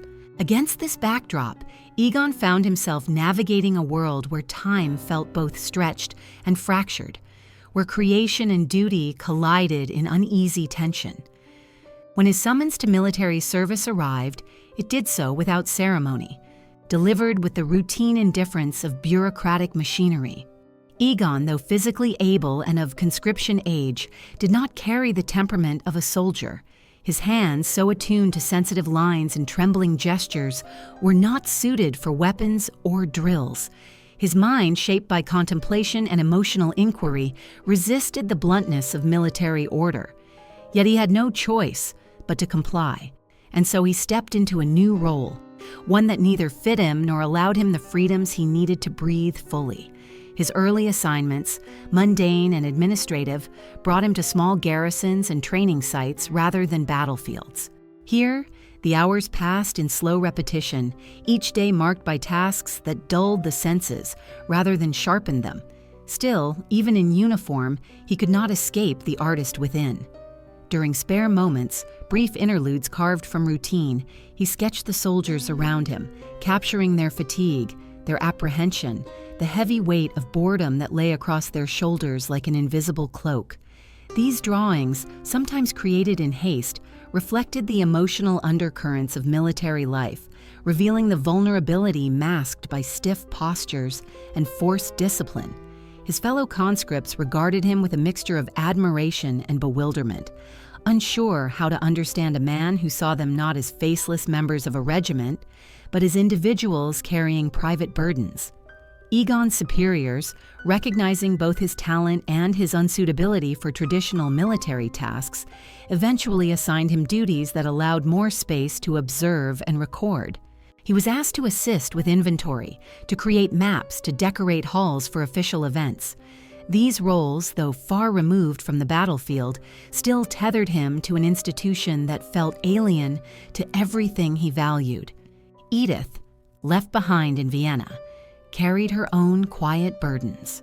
The war had altered the rhythms of the city, changing the availability of food, the nature of social gatherings, the mood of its inhabitants. She worried for Egon, though his assignments kept him relatively safe. In her letters, she wrote with gentle restraint, offering him news of home, snippets of daily life, and reassurances crafted to ease the weight of his obligations. She described the dwindling supplies, the tension in the streets, the subtle shifts in the faces of neighbors who now lived under the shadow of uncertainty. Her letters carried warmth, yet beneath that warmth lay a loneliness she rarely expressed directly. She missed the quiet evenings when Egon sketched by lamplight, when their shared routines created a fragile sense of belonging. Now, each day felt stretched by the distance between them, a distance measured not only in miles, but in experiences neither fully knew how to articulate. Egon, for his part, longed for the sanctuary of his studio, the familiar scent of oils and brushes, the slant of afternoon light across his work table. Military life dulled something in him, not only his creative momentum, but his sense of emotional connection to the world around him. When he managed to take leave and return home briefly, short visits that unfolded like breath stolen from time, he would sit for hours in his studio as though trying to reabsorb the essence of his former life. He sketched Edith, capturing her calm expressions, her gentle posture, the soft curve of her hands resting in her lap. Yet even these moments carried a quiet strain. The war hovered over their reunions, shaping the silence between conversations, reminding them both that their time together was fleeting. Art during this period took on a new form for Egon. His lines became more economical, sharper, perhaps reflecting the scarcity of both materials and peace. His figures seemed more fragile, their limbs thinner, their expressions tinged with a strange mixture of resignation and resilience. He drew himself often, his face gaunt, his eyes hollowed by uncertainty, as though he were searching for an anchor within the shifting tides of duty and longing. Some of his most poignant works emerged from this tension. Portraits that felt like whispered confessions, self-studies that revealed the emotional erosion caused by separation and confinement. Occasionally, he found himself stationed in places that allowed more freedom for artistic exploration. A small room in a barracks, a quiet corner near a window, even a makeshift workspace fashioned from crates and planks. Each became a temporary refuge where he could draw, if only for a short while. These small acts of creation sustained him, reminding him of who he was beneath the uniform and the imposed structure. The soldiers around him sometimes watched with fascination, their own fears and hopes reflected back at them through his lines. In these brief exchanges, Egon felt a connection that transcended the rigid hierarchies of military life, a reminder that beneath the surface of order and discipline lived men who carried fragile, aching humanity. Yet the war was relentless. It stretched on, each month adding another layer of strain to the city and its inhabitants. Vienna grew quieter, its once vibrant artistic circles diminished by conscription, displacement, and loss. Galleries closed, exhibitions were canceled, patrons tightened their wallets. The world Egon had hoped to enter with Edith at his side seemed to retreat ever further into uncertainty. Still, he clung to the faint possibility of a future where peace might return, where he could pick up the threads of his life and continue the trajectory he had envisioned before the world shifted beneath him. Edith, too, felt the slow drain of war pressing into her days. She managed the household alone, navigating shortages, ration lines, and the quiet dread that settled into the hearts of those waiting for news from distant fronts. Her letters to Egon grew slightly more strained, though she tried to hide it. She wrote of small joys, a flowering vine on the courtyard wall, a neighbor's kindness, a quiet afternoon spent mending clothes. But beneath these accounts lay a longing that deepened with each passing season. As the war dragged on, Egon's understanding of fragility deepened. He began to see the human form not only as a vessel of emotion, but as a symbol of survival. Every drawn line felt like a testament to endurance, every gesture a reminder of the delicate threads that held life together. The tension he had always sensed in the world now felt magnified, reflected in the gaunt faces of soldiers, the weary expressions of civilians, the somber tones of letters he received. It was during this time that his art took on a new maturity, still raw, still unsettling, but now shaped by the gravity of lived experience. When Egon finally returned from one of his military assignments for a longer period, the air between him and Edith felt both familiar and altered. They embraced with relief, yet the distance shaped by months apart lingered faintly in their conversation. Like a quiet chord neither knew how to resolve. They resumed their routines, though the war remained an invisible guest in their household, shaping their days with its uncertain presence. As this part draws gently toward its close, imagine Egon standing on a military training ground at dusk, the sky streaked with muted colors, soldiers drifting back toward their quarters in weary silence. He stands slightly apart, sketchbook in hand, capturing the bowed heads, the tired steps, the faint glow of lanterns flickering against the approaching night. The air carries a chill, and for a moment he closes his eyes, imagining the distant warmth of home, the soft rustle of Edith turning a page by lamplight. Between these two worlds, duty and longing, he stands suspended, waiting for a future still uncertain and fragile, like a faint echo carried on the wind. The faint echo carried on the evening wind drifts with us now into the uneasy calm that settled over Egon Schiele's life as the war dragged on. A calm shaped not by peace, but by exhaustion, uncertainty, and the fragile hopes that flickered at the edges of his ambitions. When Egon returned more fully to civilian life, even if the war had not yet ended, he did so with a mixture of relief and muted apprehension. Vienna, once humming with intellectual fervor and artistic daring, had grown quieter, its galleries shuttered or sparsely visited, its salons thinned by absence, its cafe conversations lowered to murmurs shaped by rationing, illness, and loss. The grandiosity of the city had faded, revealing a more skeletal structure beneath the polished facades. Even the Ringstrasse seemed to carry a tired breath, as though worn by the weight of years it could not erase. Yet in this dimmed landscape, Egon felt an unexpected stirring, a sense that his voice, sharpened by hardship, had found a clarity that the world was only just beginning to recognize. His return to the studio did not bring the jubilant explosion of creativity he once imagined. Instead, it brought a quieter, more deliberate unfolding. He approached his materials with a sense of reverence born from scarcity. Paper was harder to obtain, pigments expensive, brushes worn from years of use. But these limitations did not diminish his devotion. They concentrated it. Each line he drew carried intention. Each color, once selected freely, became a precious choice, a measured gesture. The figures he painted during this time bore the unmistakable imprint of a world shaken by conflict. They stood elongated, almost stretched by invisible strain, their expressions marked by a delicate mixture of sorrow, resilience, and introspection. It was as though he had taken the emotional weight of the era and translated it into a visual language only he could speak, one that resonated not through ornament, but through stark, trembling honesty. Curiously, even as Egon's internal world felt heavier, his external circumstances began to shift with a slight upward tilt. His works, once dismissed by critics as indecent or overly raw, began to attract new attention. Perhaps it was the exhaustion brought by war, or the way the city's foundations had been shaken, but viewers seemed more receptive to the unsettling truths his art revealed. They could no longer hide behind illusions of permanence or propriety. The world had cracked open, and Egon's art mirrored the fractures with uncanny clarity.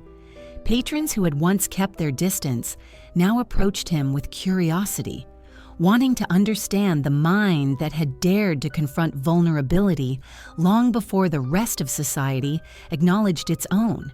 Exhibitions began to accept his work, cautiously at first, then with growing interest. Critics who once reproached him now wrote with reluctant admiration, sensing that his pieces captured something essential about the age: its fragility, its disorientation, its longing for meaning. For Egon, this newfound recognition carried both satisfaction and unease. He had long believed that his vision would one day be understood, yet the timing of its acceptance felt bittersweet. The world's shift toward his perspective had come not through enlightenment, but through suffering. The war had stripped people of their illusions, leaving them more open to the emotional landscapes he had always sought to reveal. He wondered, perhaps quietly, whether this acceptance was a validation of his honesty or simply a reflection of collective despair. He continued to work, not for praise or apology, but because creating remained the only way he could navigate the turbulent currents within and around him. Edith, during this period, became both witness and participant in this delicate balance between recognition and fragility. She remained a gentle presence in the home they shared, moving through rooms with a calm that helped soften the harsher edges of Egon's intensity. Her devotion did not waver, though she often felt the weight of worries not easily spoken aloud. Ration shortages, the illness that spread through the city in quieter, earlier waves, the strain of waiting for the war to end.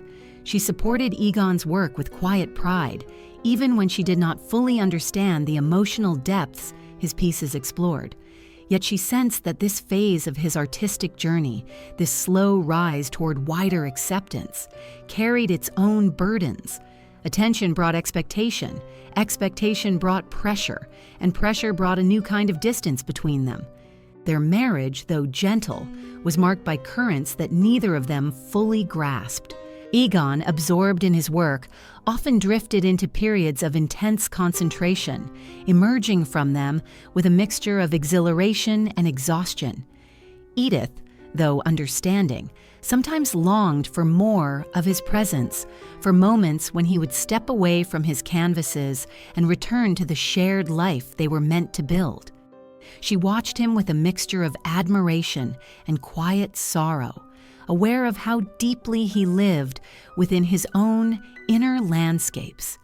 And yet, there were moments, Small, precious moments, when he stepped outside his intensity to sit beside her at the table, to speak gently of hopes for the future, to place a hand over hers with a tenderness shaped by gratitude more than passion. These moments sustained her, though she sensed their fragility. The horizon of their lives shifted again when the war edged closer to its end. Hints of peace stirred in the distance, faint as the first breeze before a long-awaited storm finally passes. Friends spoke cautiously of new beginnings, of rebuilding, of a future that might allow for renewed possibility. Egon felt this cautious hope as well, though it arrived blended with the weight of the years he had endured. He envisioned exhibitions more substantial, a recognition no longer clouded by scandal or misinterpretation. He imagined a life with Edith that felt more rooted, less fragmented. The war, with all its disruptions, had taught him the value of time, the preciousness of human connection, the fragility of life itself. And yet, even as hope flickered, another shadow loomed quietly at the edges of the city. Whispers of illness grew louder, an influenza more ruthless than past waves, spreading not through borders but through breath. At first, the news felt distant, another rumor carried through anxious conversation. But soon the city felt its presence. Doors shut, faces turned pale, families isolated in their homes. It crept through Vienna with a stealth that unsettled even those hardened by years of war. Egon and Edith both heard the warnings, and though they tried to continue their routines, a subtle tension began to thread through their days. The world outside their home felt increasingly fragile, as though the air itself carried uncertainty. Still, Egon continued to work. He filled pages with new drawings, some of them self-portraits that revealed an almost prophetic awareness of fragility. His eyes, rendered with trembling precision, reflected both determination and unease. His figures stood even thinner now, as if shaped by scarcity, their limbs stretched by forces unseen. The emotional charge in his work deepened, capturing the collective anxiety of a city waiting for the storm's true form to reveal itself. As this part approaches its quiet close, imagine Egon standing beside one of his canvases in the late afternoon light. The window opened just slightly, a cool draft brushing across the room. Edith sits nearby, mending a garment, her movements slow, her breathing soft. Outside, the sounds of the city feel muted, as though the world is holding its breath. Egon turns toward the window, sensing a shift in the air, though he cannot yet name it. It is from this faint tremor, this quiet, uneasy pause between hope and looming disaster, that we step into the next chapter of his life. The faint tremor in the air that brushed through the open window of Egon's studio lingers with us now as we enter a darker, more reflective season of his life, a season shaped by the unraveling of a world he had only just begun to navigate with steadier footing. The war, though nearing its end, had left Vienna bruised in ways not easily mended. Food grew scarce, neighbors turned gaunt, and the city's pulse weakened beneath the weight of prolonged uncertainty. Yet within this fragile landscape, Egon experienced what should have been the height of his artistic ascent. Invitations arrived, cautiously at first, then with a growing urgency. Curators who once dismissed him now sought his participation. Collectors eyed his works not with suspicion, but with burgeoning respect. It was as though the very turbulence of the era had opened a space in which his raw, unfiltered vision suddenly felt prophetic, necessary, and strangely comforting in its honesty. And yet, amid this surge of recognition, Egon sensed a hollowness stirring beneath the surface, an awareness that success, when it finally came, did not fill the spaces he had expected it to fill. He produced some of his finest works during this time, pieces that would later be considered the pinnacle of his artistic maturation. His portraits carried a new gravity, stripped of youthful defiance, yet still charged with emotional intensity. The figures he drew seemed caught between worlds, the one that had existed before the war and the uncertain terrain that awaited after. Their expressions bore traces of fatigue, reflection, and a quiet resignation that mirrored the collective spirit of a society emerging from trauma. Egon's lines, once sharp with rebellious energy, now carried a somber precision, as though he had learned to temper his urgency with contemplation. It was a transformation not born of surrender, but of deepened understanding, a recognition of the delicate threads that held life and identity together in a time of upheaval. Yet, with this artistic depth came a quiet ache that Egon found difficult to articulate. His long-sought recognition felt strangely fragile, as though built on foundations that might crumble beneath the weight of any new storm. He had imagined that acclaim would bring clarity, perhaps even peace, yet the opposite seemed to unfold. The more his work was praised, the more he felt the shadow of misunderstanding lingering at its edges. Viewers admired his talent, but many still misinterpreted his intentions, mistaking vulnerability for provocation, introspection for morbidity. Even those who celebrated him often did so with a tone of cautious admiration, unsure whether to embrace the discomfort his art evoked or to categorize it as a product of troubled genius. For Egon, this uncertainty created a new tension, success that felt both validating and hollow, progress that carried within it the echo of unresolved battles. Edith, meanwhile, watched his rise with a mixture of pride and concern. She saw the growing demands placed upon him, the letters he received, the patrons who visited the studio with expectant gazes. She observed how he moved through these interactions with a quiet, deliberate manner, as though performing a role he had not entirely chosen. She also noticed the subtle exhaustion beneath his composure, the way his shoulders sometimes tensed after a long conversation, the way he paused at the doorway after a visitor departed, hesitating as though suspended between gratitude and discomfort. She sensed the toll that visibility took on him, even when he welcomed the opportunities it brought. She offered support in the ways she knew, managing their home, preparing meals, listening when he needed to speak, and offering silence when he needed to withdraw. Their life together during this time might have appeared, from the outside, more stable than ever. War still loomed, but the worst of its chaos seemed to subside. Their home, modest but warm, held the soft rhythm of shared routines. Yet beneath this surface lay an unspoken weight, a heaviness born not of conflict between them, but of the shifting landscape around them. Egon, though deeply attached to Edith, sometimes struggled to reconcile the intimacy of their domestic life with the relentless pull of his artistic calling. He moved between these worlds with an uneven gait, unable to fully inhabit either for long. He wanted to be present with her, yet his mind often drifted into visual explorations that tugged him back to the studio. Edith understood this, though it created a quiet ache within her. She loved him not for the stability he could offer.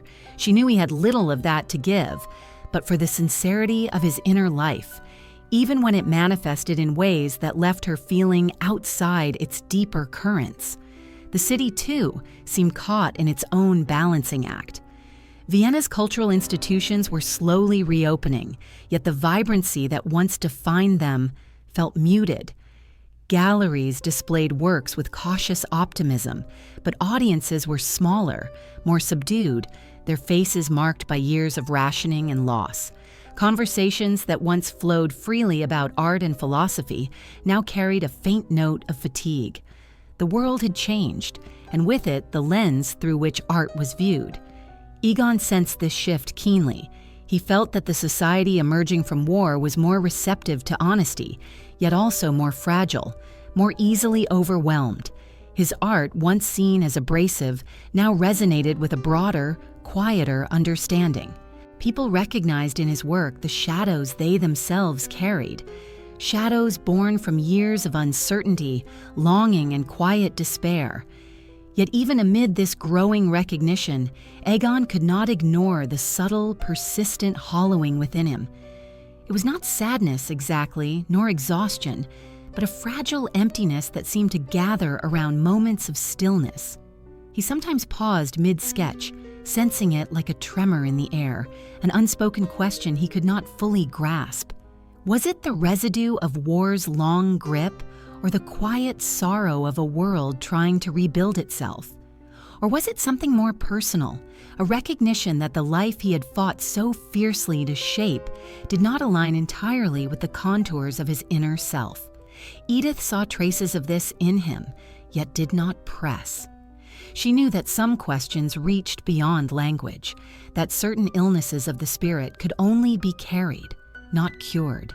There is a certain poignancy in imagining Egon during this time, standing before a large canvas, brush in hand, the afternoon light falling across the floor in pale, uneven patches. The world outside his window grows quieter as autumn settles, the leaves thinning on the branches, the distant bells of the city sounding softer, more subdued. Edith moves gently through the rooms, tending to household tasks with her characteristic calm.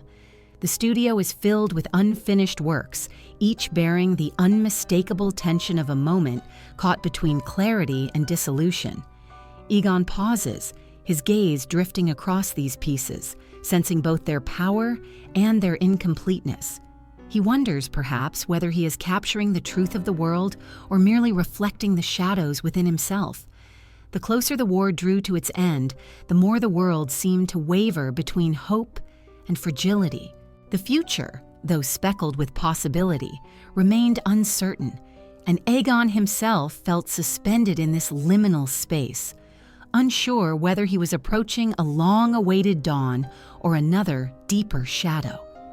As this part draws gently to a close, imagine him stepping to the window, resting his hand against the cool glass, watching the sky shift with the muted colors of late afternoon.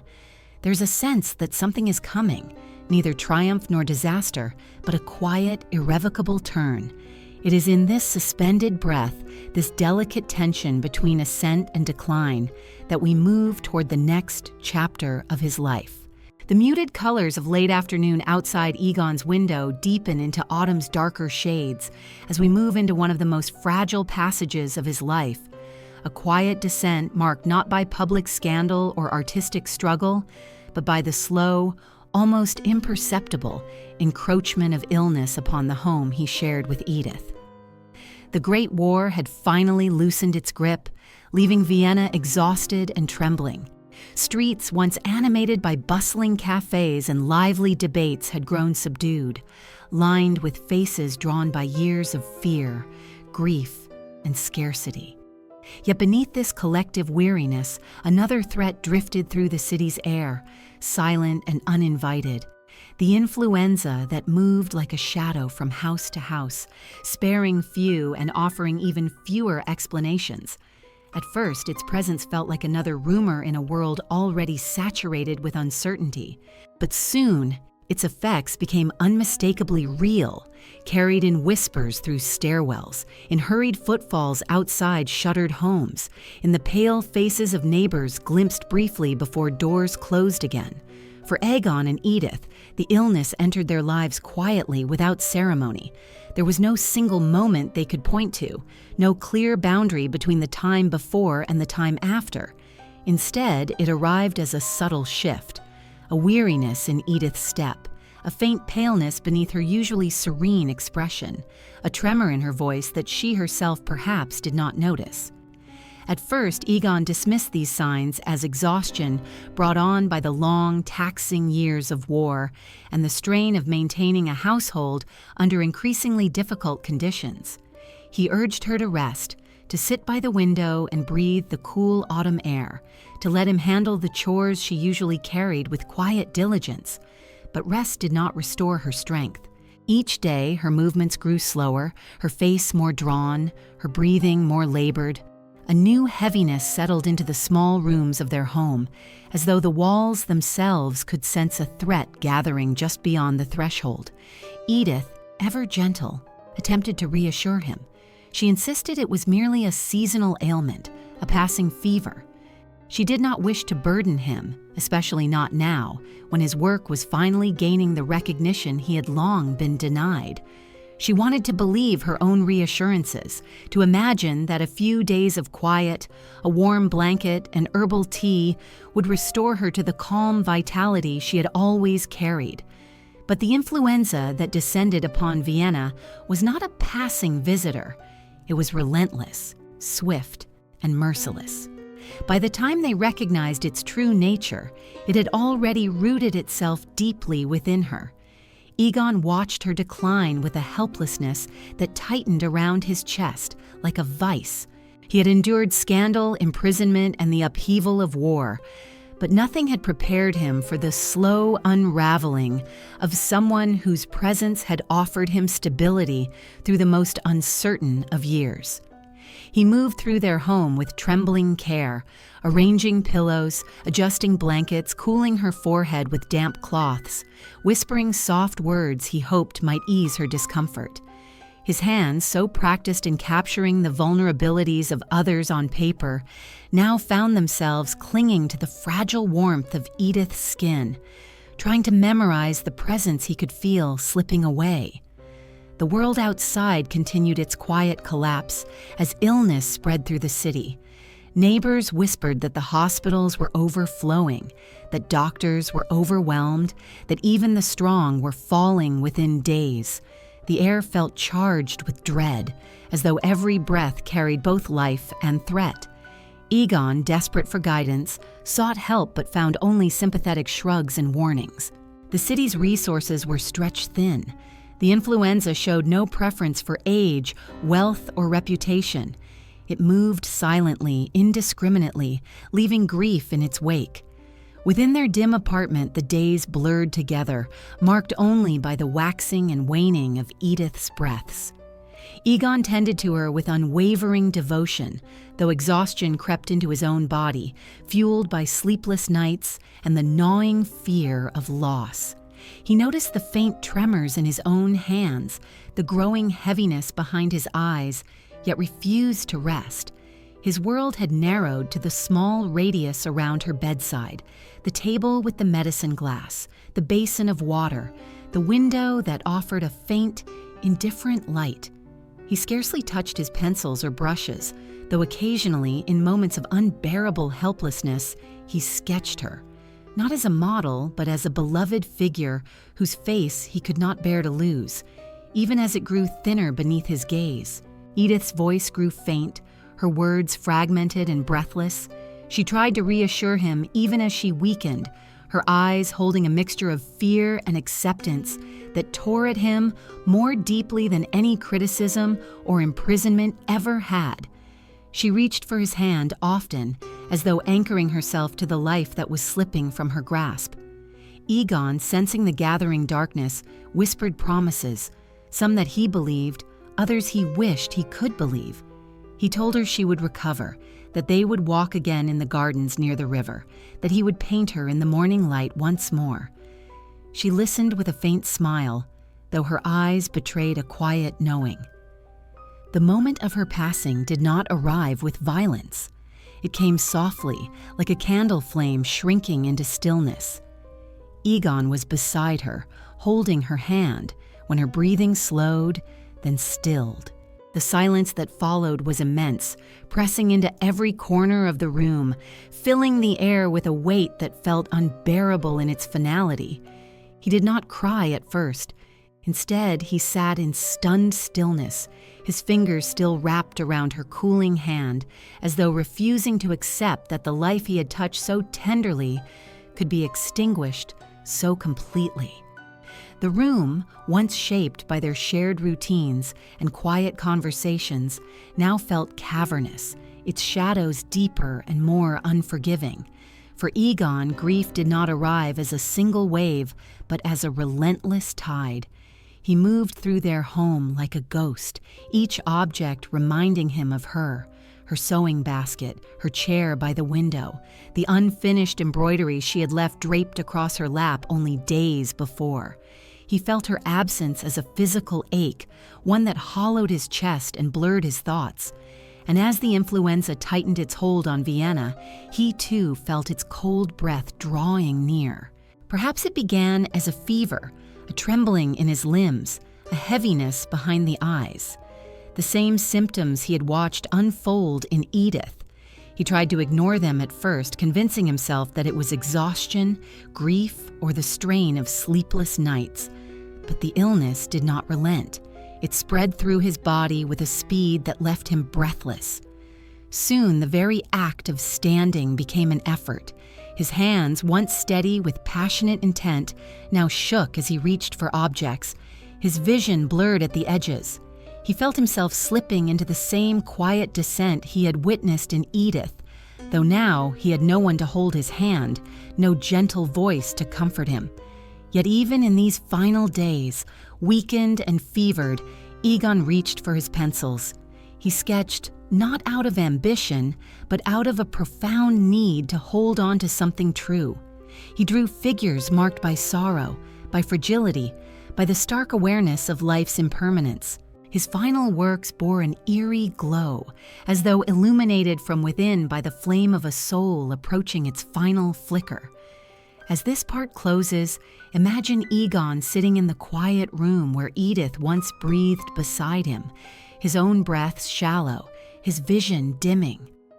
Outside, the world continues its muted turning, unaware that one of its brightest, most fragile voices is fading. The light in the room falls across the floor in thin, trembling lines, the same light that once illuminated his canvases. And within that fading glow, the story moves toward its final, solemn chapter. The thin, trembling lines of fading light across the floor stretch into the final, solemn quiet that surrounds Egon Schiele as we continue into the last days of his brief and aching life. After Edith's passing, so sudden, so cruel in its swiftness, an immense hush settled over the rooms they had shared, a hush woven not only from sorrow, but from the lingering presence of a love interrupted before it had the chance to root itself deeply.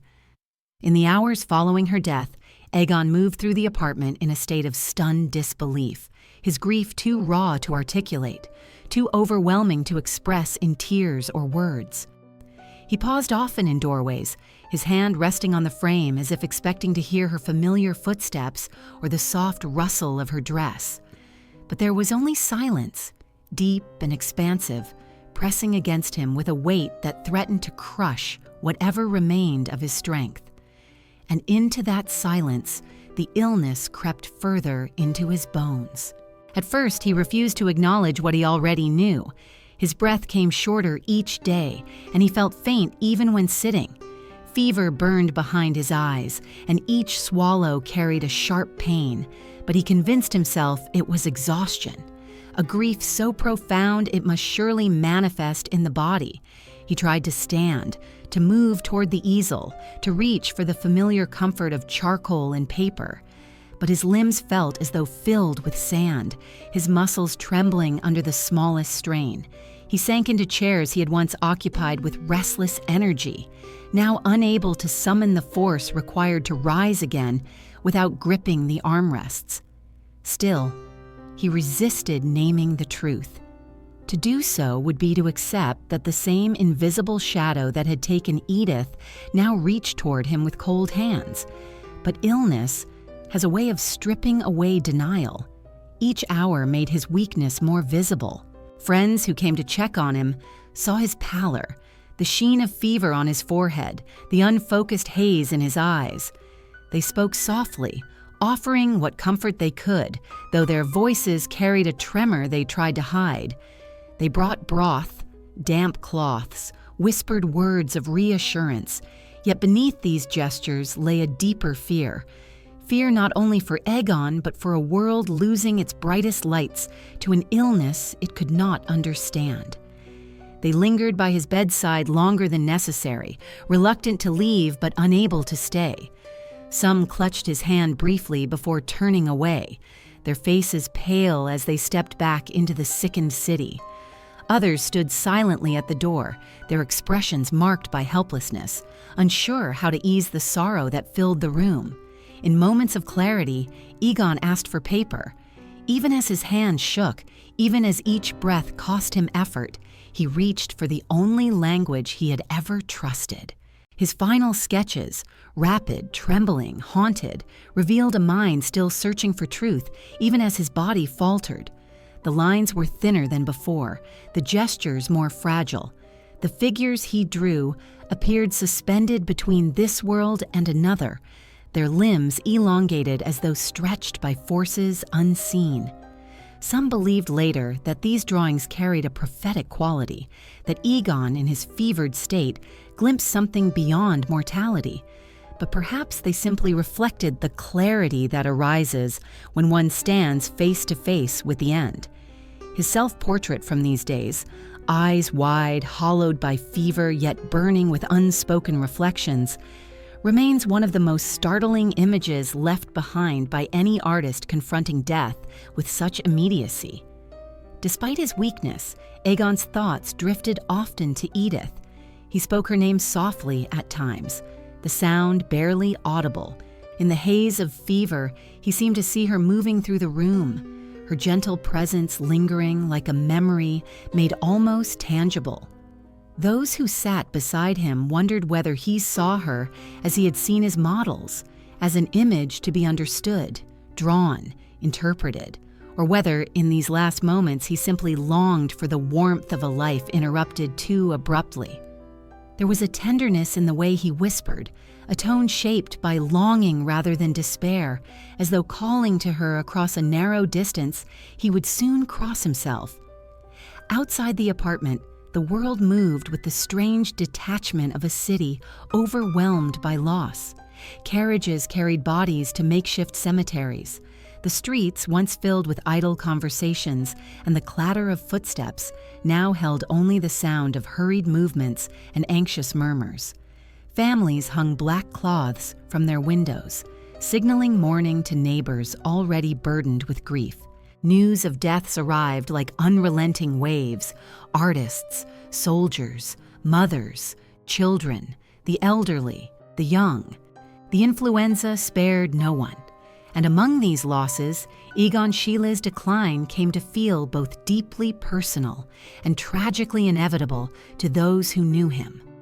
As the fever tightened its hold, Egon's awareness flickered like a candle in dwindling air. Some moments glowed with surprising lucidity. He asked after his works, inquired softly about their placement, their preservation. He wondered aloud whether the world would one day understand what he had attempted to express.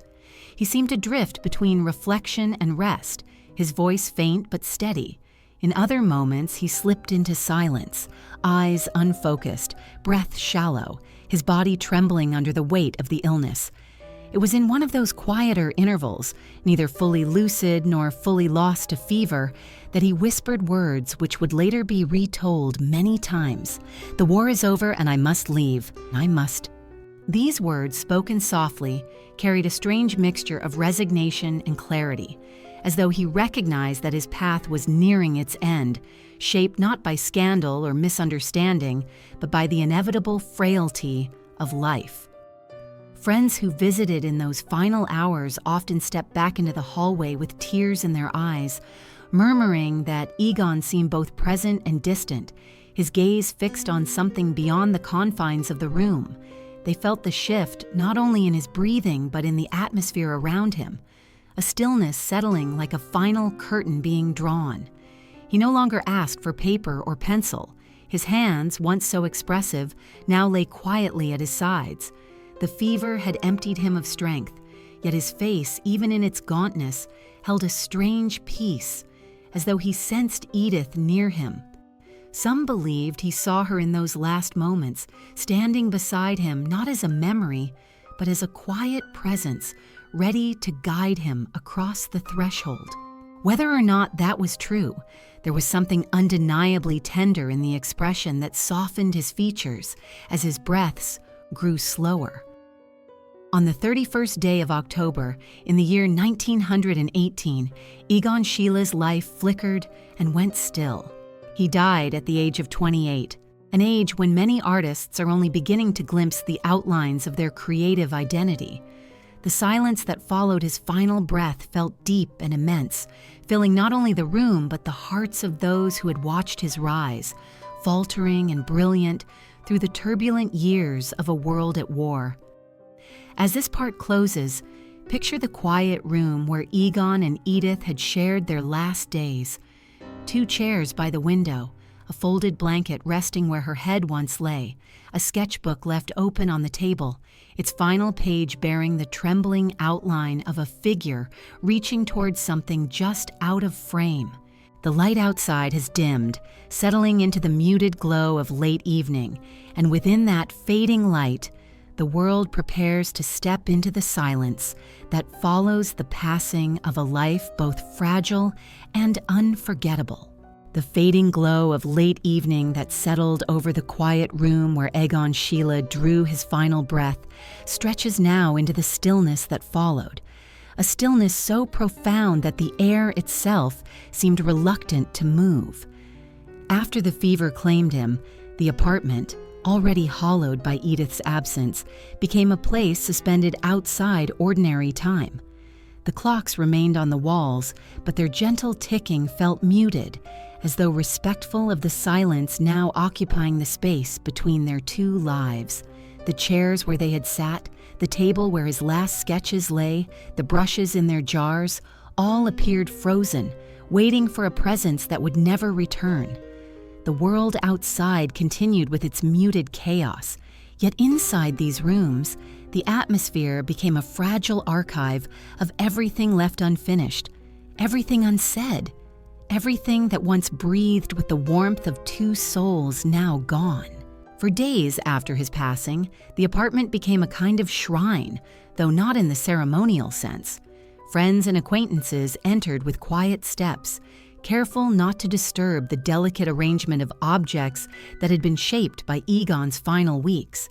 They moved through the rooms cautiously, as though stepping into a space where memory clung to the walls like dust motes floating in pale morning light. Some bent over his sketches, noting the trembling final lines, the haunting clarity of his late portraits. Others touched the edges of his canvases with trembling fingers, as if trying to absorb the last remnants of his presence. The grief in these gestures was palpable, shaped not only by the loss of a friend, but by the recognition that a powerful, emerging voice had been silenced just as the world had begun to hear it. In the quiet of these days, one could imagine the room itself grieving. The light fell differently now, lacking the subtle warmth that had once been reflected in Edith's gentle movements and in the intense gaze Egon cast upon his work. The air carried the faint scent of paint, paper, and linens, yet beneath it lay an emptiness that felt almost sacred. His final drawings, scattered across the table in unfinished clusters, bore the marks of a mind still searching, still reaching toward understanding even as his body faltered. Some of these works depicted gaunt figures, their eyes hollow yet alert, their limbs elongated in ways that suggested both fragility and resilience. Others captured introspective poses, as though he had turned his artist's gaze inward, mapping the emotional terrain of his own fading life. Among these sketches was the portrait he made of Edith after her passing, a drawing rendered with shaking hands, yet imbued with a tenderness that spoke more eloquently than any letters he might have written. Her face, though drawn in the stark lines typical of his later work, carried a softness that revealed how deeply he had loved her. That portrait became, for those who saw it, a testament to the quiet devotion that had shaped their relationship, even in the midst of his restless ambitions. It was a final act of love, a way of preserving her presence as his own life slipped from him. Outside the apartment, Vienna grappled with grief far beyond the loss of its artists. The influenza swept through homes indiscriminately, leaving sorrow in its wake. Yet Egon's death struck a particular chord in the artistic community, who saw in him not only a peer, but a figure whose future promised a radical transformation in the world of modern art. They mourned the unwritten works, the unpainted canvases, the unspoken insights that had died with him. Some visitors to the apartment remarked on how the silence of the rooms felt heavy with these unrealized possibilities, as though the walls held the memory of the dreams he had yet to bring to life. His studio, once a place of intense activity, now gathered dust in the corners, the brushes stiffening in their jars, the palette stiff with dried pigment. The easel stood quietly in its familiar place, a sheet of blank paper still clipped to it, an eerie testament to the work that would never be begun. In the days following his passing, friends collected his belongings with care, unsure how to handle objects that seemed both intimate and monumental. Some items were preserved with reverence, others left untouched for weeks, as though moving them might break a fragile thread connecting the present moment to the memory of his presence. Passing through these rooms, one could sense the stillness not merely as absence, but as a presence of its own, a lingering echo of the artist's final days. The imprint of his existence remained in the subtle curves of his handwriting on scattered notes, in the worn pages of his sketchbooks, in the indentation on the stool where he had often sat for hours, lost in creative fervor. His clothes hung in the wardrobe, simple and spare, their quiet folds untouched by the rush of life. This stillness held a story not only of death, but of the abrupt halt of a life defined by movement, exploration, and relentless expression. And yet, in the quiet aftermath, the weight of Egon's loss revealed itself differently to each of those who knew him. Some mourned his brilliance, recognizing in him a once-in-a-generation voice that would have shaped the trajectory of modern art had he lived longer. Others mourned the person, the quiet vulnerability beneath his sharp lines, the fervent searching beneath his provocations, the young man who had carried both intensity and fragility within him. Many reflected on the juxtaposition of his meteoric rise and his sudden fall, noting how the world had begun to understand him just as he was losing the strength to continue speaking. It was in this space of reflection that the reality of his final days grew clearer. Egon had not met death with fear alone. He had approached it with a kind of resignation shaped by grief, exhaustion, and the quiet hope that he might soon be reunited with Edith. Those who sat by his bedside recalled the softened expression he carried near the end, a look that seemed almost peaceful despite the fever's torment. It was as though, in his final hours, he had glimpsed something beyond the boundaries of his frail body, something that brought a flicker of solace to his restlessness. Beyond the apartment walls, the city continued its slow, painful movements. The war was ending, though news of victory brought little joy to a population ravaged by illness and loss. Vienna's streets bore the traces of decades of splendor, but now these traces felt faint against the backdrop of suffering. In this environment, Egon's passing resonated not only as an individual tragedy, but as part of a larger mosaic of grief that shaped the closing days of 1918. Yet his death, coming so soon after Edith's, carried a particular poignancy, a sense that the fragile world he had built with her had dissolved too quickly for anyone to comprehend. As friends and acquaintances prepared the apartment for what would come next, sorting his works, documenting his notes, considering what might be preserved, they moved with a reverence shaped by mourning. They spoke in whispers, aware that the room held the traces of a creative force extinguished too soon. Some paused to look out the window, where the late autumn light fell upon the courtyard in fractured patterns, reflecting both the beauty and sorrow of the world outside.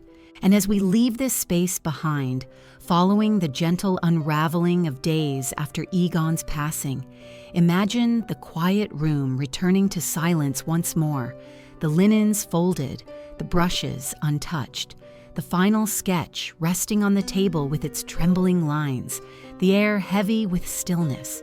It is from this room, steeped in absence yet filled with the ghost of creation, that we step into the next chapter, a world attempting to remember an artist who was gone before his genius could fully unfold.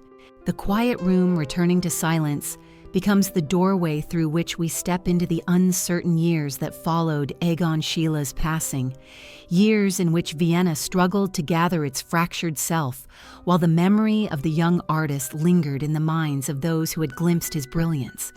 In the immediate aftermath of his death, the city was too overwhelmed by grief, hunger, and the vast toll of war to fully comprehend what had been lost. Bodies filled hospitals, families mourned in private apartments, and the influenza continued its relentless spread, leaving sorrow in its wake. Amid this collective suffering, Egon's departure felt like one thread among many being severed across the fragile fabric of society. Yet for those who had known him, even at a distance, his absence carried a sharper edge, a sense that a visionary whose voice had just begun to emerge had been silenced at the very moment the world might finally have been ready to hear him. In the months that followed, mentions of Egon Schiele appeared sporadically in hushed conversations among artists, scattered remarks in small salons, or quiet reflections exchanged between critics who had only recently begun to understand the intensity of his work. Some dismissed him still, unable to separate the controversies of his early career from the clarity and power of his final works. Others spoke of him with reverence, recognizing in his lines a prophetic awareness of human vulnerability that seemed to mirror the times more deeply than most realized while he lived. His name appeared in small newspaper notices that recorded his death with minimal ceremony, offering only brief acknowledgments of a career cut tragically short. There was no grand tribute, no public mourning befitting someone of such raw talent. The world had not yet learned how to grieve for him. His surviving works were gathered slowly, often by friends or those who understood their importance. Some pieces found their way into modest exhibitions, offered as part of broader showings that attempted to capture the spirit of art emerging from the ruins of war. Visitors who paused before his drawings sometimes felt an unexpected stirring. The trembling lines, the stark emotional landscapes, and the haunting expressions revealed something uncomfortably familiar, an echo of their own inner fractures. Yet for many, these encounters were fleeting. The city, hungry and exhausted, had little capacity to fully embrace the depth of Egon's vision. Life demanded survival, and survival left little room for contemplation, especially contemplation born from such unsettling imagery. Still, memories of him persisted in quiet circles. Those who had known him personally recalled the young man with intense eyes, his presence both quiet and charged, his hands always reaching for paper or charcoal, as though compelled by forces he could neither name nor resist. They remembered his earnestness, his vulnerability hidden behind bold creations, his longing for understanding, his fear of misinterpretation. Some spoke of the tenderness he reserved for those he trusted, a tenderness at odds with the provocative energy of his art. Others remembered the fragility that hovered beneath his confidence, a fragility that perhaps stemmed from the losses of his youth, from the instability of his early years, or from the emotional weight of the visions he felt compelled to express. The city's memory of him, however, was more uneven.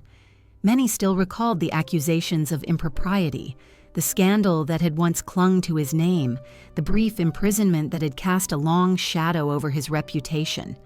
These recollections, whispered in drawing rooms and cafes by those who clung to the moral strictures of pre-war Vienna, painted him as a troubled figure, an artist whose talent was overshadowed by controversy. They focused on the rawness of his early works, interpreting them through the lens of discomfort rather than understanding. To such voices, Egon remained an outsider, a young man whose pursuit of truth had led him too close to societal boundaries, and who had paid the price for his boldness. Yet another view of him began to take root in the hearts of those more willing to see beyond rumor and propriety. For them, Egon embodied the restless spirit of a changing age, an artist who had dared to strip away the ornamental layers that once defined Viennese culture, revealing instead the trembling, unpolished essence of the human soul. They spoke of him as a visionary, someone whose lines captured not only physical gestures, but the emotional currents beneath them.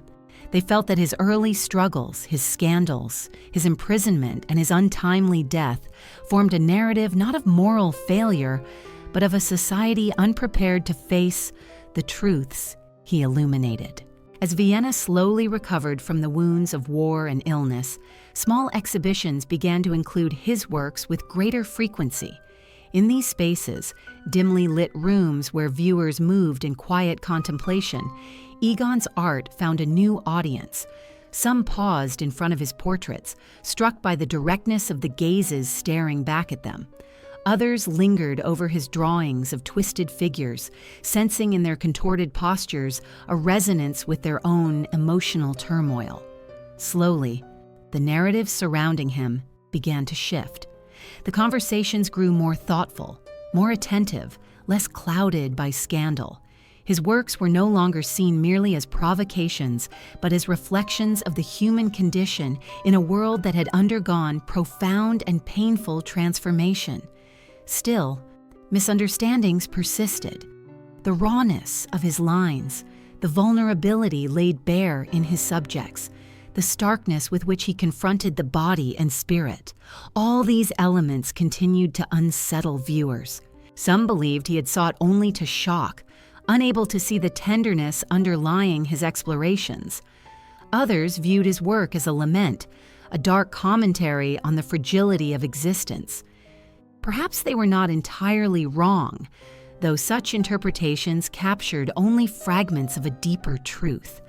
Egon's art was neither a rebellion against propriety nor a descent into darkness. It was an attempt to reveal what lies beneath the surface of human experience, the longing, the fear, the isolation, the quiet intensity of living.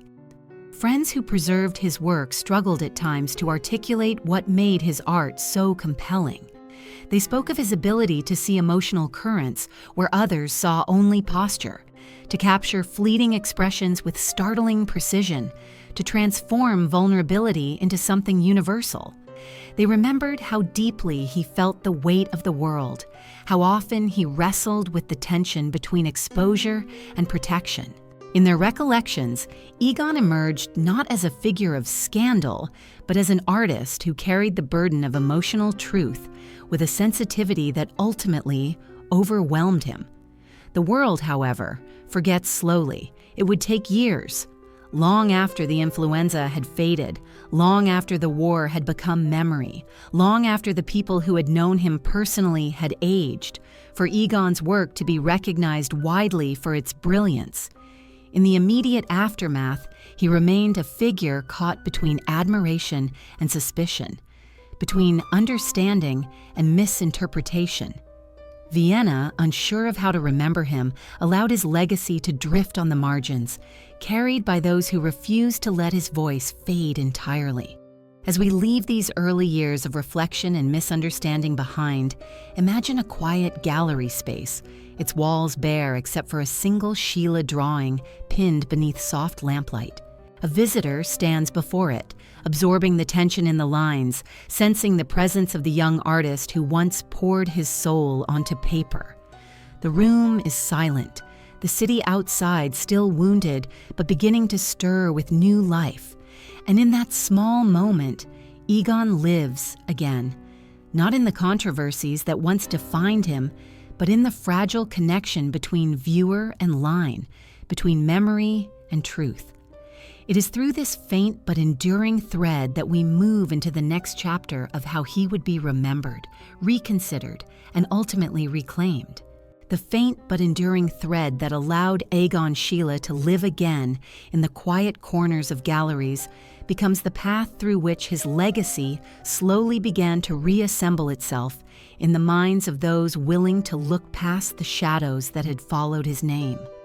As years unfolded beyond the grief-stricken months after his passing, Vienna eased itself into a fragile recovery, though not without a lingering sense of vulnerability.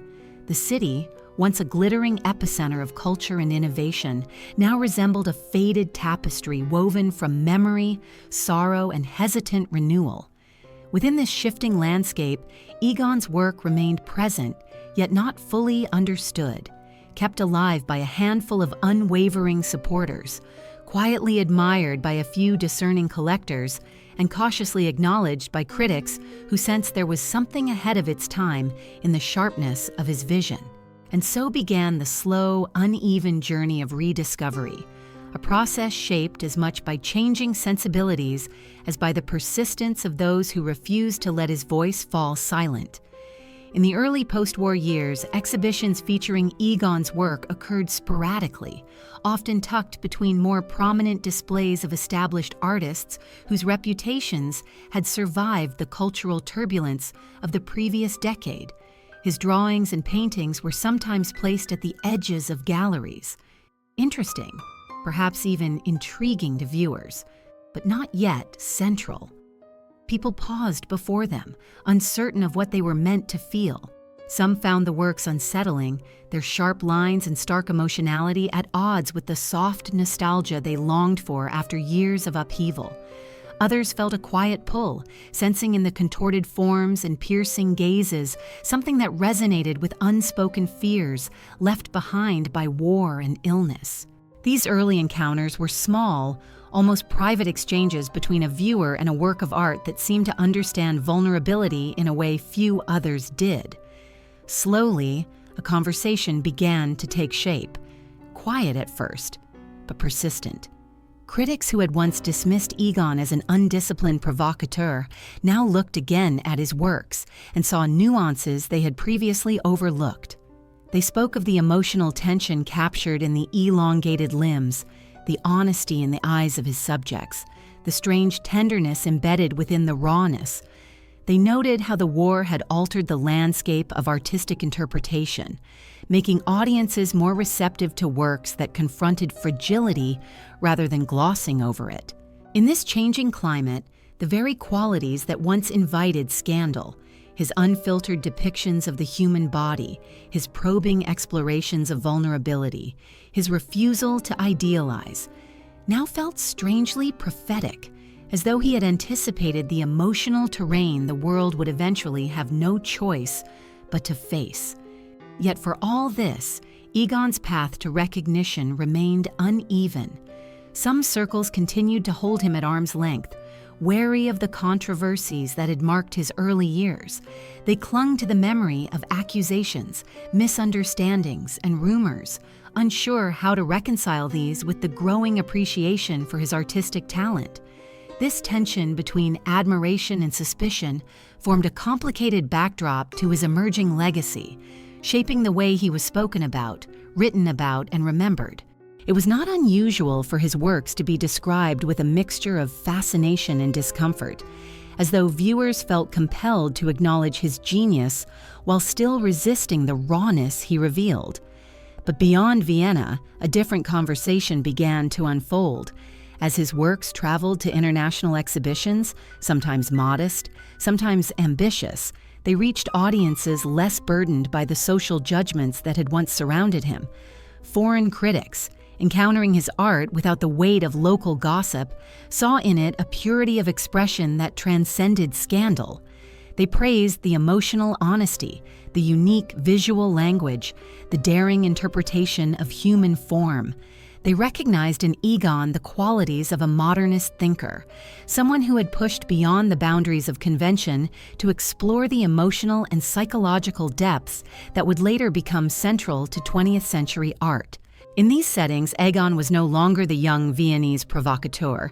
He became instead a figure whose work radiated with the intensity of a visionary. Collectors, too, began to take notice. Works that once languished unsold found new homes, though not without lingering controversy. Some collectors whispered that acquiring a Schiele was a bold statement, a sign of embracing the uncomfortable truths he depicted. Others saw it as an opportunity, a chance to preserve pieces of a legacy that was growing in significance with each passing year. And as more of his works changed hands, they began to occupy a wider range of spaces: private homes, small museums, academic institutions. This slow dissemination of his art allowed more viewers to encounter his lines, his expressions, his peculiar blend of tension and tenderness.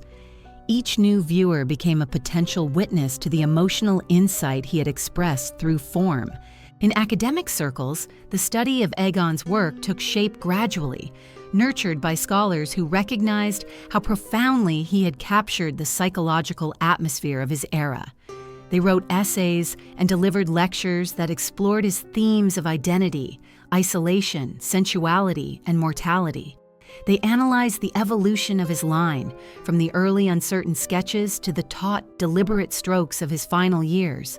They considered the influence of his early losses, his encounters with authority, his fraught relationships with models, his imprisonment, his marriage, and the shadow of war. Through their work, Egon's life and art became intertwined in a narrative far more complex and nuanced than the shallow judgments that had once defined him. Yet even as academia and international exhibitions began to elevate his reputation, Vienna's relationship with him remained complicated. The city that had once both nurtured and rejected him continued to struggle with its memory of his presence. Some called him a troubled genius, haunted by impulses he could not control. Others saw him as a victim of a society too rigid to embrace the truth he sought to reveal. Many more simply did not know what to think, caught between admiration for his artistry and discomfort with his unflinching gaze. In this delicate landscape, stories about him began to shift subtly. The more time passed, the more people reconsidered the events of his life, questioning the validity of the accusations that had derailed his early career, acknowledging the emotional depth that permeated his work, and recognizing the profound humanity he had expressed through lines that once seemed merely provocative. It became increasingly difficult to deny the significance of his contributions, especially as new generations encountered his art without the prejudices of their predecessors. Still, it took decades for his name to be spoken with the same reverence reserved for the great modernists. His legacy remained for a long time a contested space, admired by some, avoided by others, misunderstood by many. Yet beneath these shifting interpretations, the truth of his art remained steady, waiting for the world to see it clearly. And slowly, the world began to. As this part draws to a gentle close, imagine a modest exhibition hall in post-war Vienna, the walls pale and slightly worn, the air cool with the scent of aging wood. On one wall hangs a single Schiele drawing, perhaps a portrait of a friend, perhaps a self-study rendered in trembling lines. A viewer stands before it, their face softened by a mixture of recognition and something like sorrow. For in that drawing, they see not scandal, nor rebellion, nor the remnants of a troubled life, but a mirror, a quiet reflection of the raw, unfiltered essence of being human. And in that fleeting recognition, Egon Schiele lives once more, not in controversy or rumor, but in the fragile connection between artist and witness. The quiet recognition that flickered in the face of a solitary viewer standing before a Schiele drawing becomes the glimmer that guides us into the next phase of his legacy. A slow, uneven awakening that began to unfold not in the immediate aftermath of his death, but in the decades that followed as the world drifted into new eras of thought, conflict, and introspection. His art, once pushed to the margins and overshadowed by scandal or sorrow, began to acquire a new resonance in a century increasingly willing to question the boundaries of beauty, propriety, and truth. What had once shocked now intrigued. What had once unsettled now seemed prophetic. And so, Egon Schiele, the young man who died in anonymity compared to the giants of his age, began to rise again, not with dramatic triumph, but with the steady, insistent force of a truth that refuses to be forgotten. By the mid-20th century, the world had changed irrevocably.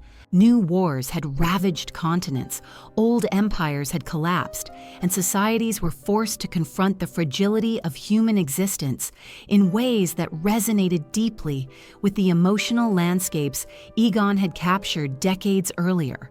His drawings, so stark, so trembling with vulnerability, began to feel eerily aligned with the collective consciousness of a world trying to understand the trauma of violence, displacement, and loss. Scholars revisited his work with renewed curiosity, seeing in it the psychological complexity that later generations of artists and thinkers had come to embrace. They spoke of him not merely as an Austrian painter of raw lines, but as an early explorer of the inner self, someone who captured the emotional fractures of humanity long before language evolved to name them. In museums that had once displayed his pieces sparingly, curators began to rethink their collections. They recognized that Egon did not fit neatly into the categories that had shaped early modernist exhibitions. He was neither fully aligned with the ornamental elegance of Viennese secessionism, nor with the overt political expressions that would later define expressionism. He occupied a space between, a liminal zone where emotional truth took precedence over stylistic allegiance. And because of this, his work offered something unique, something that grew increasingly valuable as the century unfolded and audiences sought art that mirrored the complexity of their own inner disturbances. His portraits, once criticized for their angular distortions and unsettling gazes, began to be understood not as exaggerations, but as expressions of psychological tension. Viewers recognized in the hollowed eyes, elongated limbs, and trembling contours the echoes of their own internal contradictions. His depictions of the human body, so often labeled indecent or provocative in his time, were reinterpreted as explorations of identity, vulnerability, and self-awareness. And as the language of psychology entered everyday discourse, his art found a new anchor, as though he had intuitively grasped concepts long before they found form in medical or philosophical frameworks. Collectors from outside Austria played a significant role in this rediscovery. In cities far from Vienna, Paris, New York, London, Schiele's works began to appear at auctions, sometimes unexpectedly, sometimes with great anticipation. Critics writing abroad often spoke of him with greater clarity than those who had known him only through the distortions of local gossip. They described him as a modernist, whose influence had been prematurely cut short, as someone who bridged the gap between Klimt's sensuality and the stark introspection that would shape later Expressionism. These voices, unburdened by Vienna's moral judgments, elevated his reputation, allowing him to be seen in a new, broader context. Yet the road to widespread recognition was not smooth. For years, debates continued. Some scholars argued that his early work showed immaturity, that his excessive focus on the human form bordered on obsession. Others defended these very qualities, calling them evidence of a fearless artistic inquiry. Exhibitions that featured his work sometimes drew controversy, especially when they included his more provocative pieces. Yet controversy, now stripped of moral panic, only fueled greater interest. His name began to appear more frequently in academic journals, in exhibitions that explored the evolution of modern art, and in conversations about artists whose lives were cut short, yet whose influence rippled far beyond their brief existence. It was in the latter half of the century that Egon's legacy truly began to crystallize. Museums dedicated entire rooms to him, sometimes entire exhibitions. Scholars published comprehensive studies of his life, re-examining documents, letters, and testimonies with fresh perspective. They traced the arc of his artistic development, from the early works shaped by Klimt's influence to the mature pieces defined by his singular voice. They explored the personal traumas that shaped him, the loss of his father, the instability of his youth, the imprisonment that scarred him, the death of Wally in absence, the love and sorrow tied to Edith, and the shadow of illness that ultimately claimed him. Through these studies, a more complete portrait emerged, not of a scandalous provocateur, but of a man who bore the emotional weight of his era with sensitivity and courage, even when misunderstood. Among the most profound shifts in his legacy came not from scholars or collectors, but from ordinary viewers who encountered his art and felt in its trembling lines an echo of something intimate. These viewers carried no preconceived judgments, no knowledge of the controversies that once surrounded him. They approached his work with open eyes and found in it a clarity that seemed almost startling. They recognized the fragility in his figures, the longing in their gazes, the anguish in their postures. They saw reflections of their own anxieties, their own quiet griefs, their own search for meaning in a world that often felt overwhelming or indifferent. In this way, Egon's art became a conduit, an intimate bridge between strangers separated by time, geography, and experience. And so his influence grew, not through proclamation or formal decree, but through these private, powerful encounters. Art students copied his lines, studying the precision with which he captured emotion. Contemporary artists drew inspiration from his willingness to reveal vulnerability without embellishment. Critics, once divided, increasingly spoke of him as a central figure in the transition toward modernity. And museums, recognizing both the historical and emotional weight of his work, placed him alongside the great voices of early 20th century art with respect that had once seemed unimaginable. Still, even as Egon's legacy matured, a quiet truth remained. He never lived to see any of it. The recognition he had longed for arrived decades too late, carried forward by those who believed in him long after the world had failed to. Perhaps this is why admiration for him often carries an undertone of melancholy, not merely because of his early death, but because his life itself was marked by an ongoing tension between brilliance and misunderstanding. As this part draws to its conclusion, imagine a collector decades after Egon's passing, standing before one of his drawings, illuminated by soft museum light. Outside, the world has changed countless times since Egon last drew breath. Yet in that room, before that trembling line, the viewer senses suddenly a presence, not of the young man himself, but of something he understood about the human condition that transcends eras. The viewer steps closer, breath held, recognizing in that slender stroke a truth that still refuses to be tamed.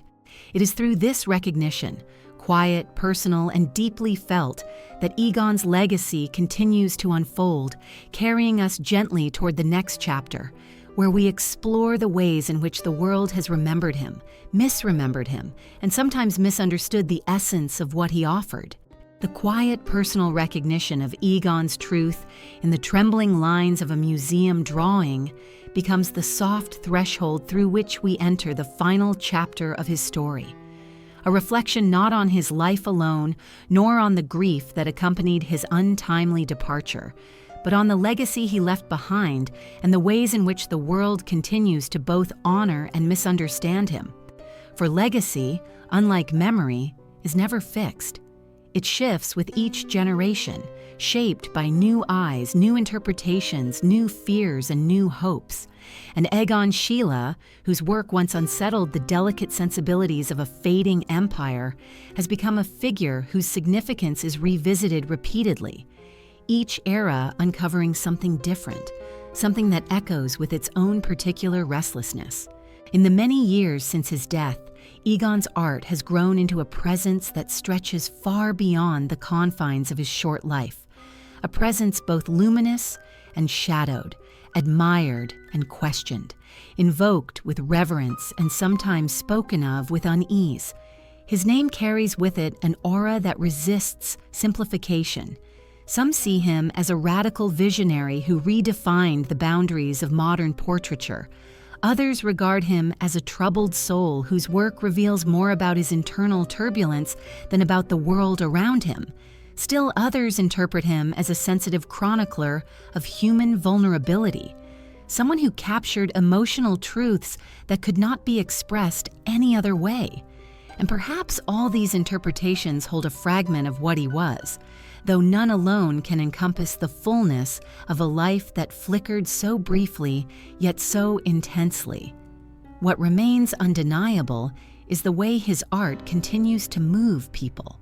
Visitors stand before his drawings, sometimes feeling an inexplicable sense of being seen in ways they did not expect, or perhaps did not wish to be.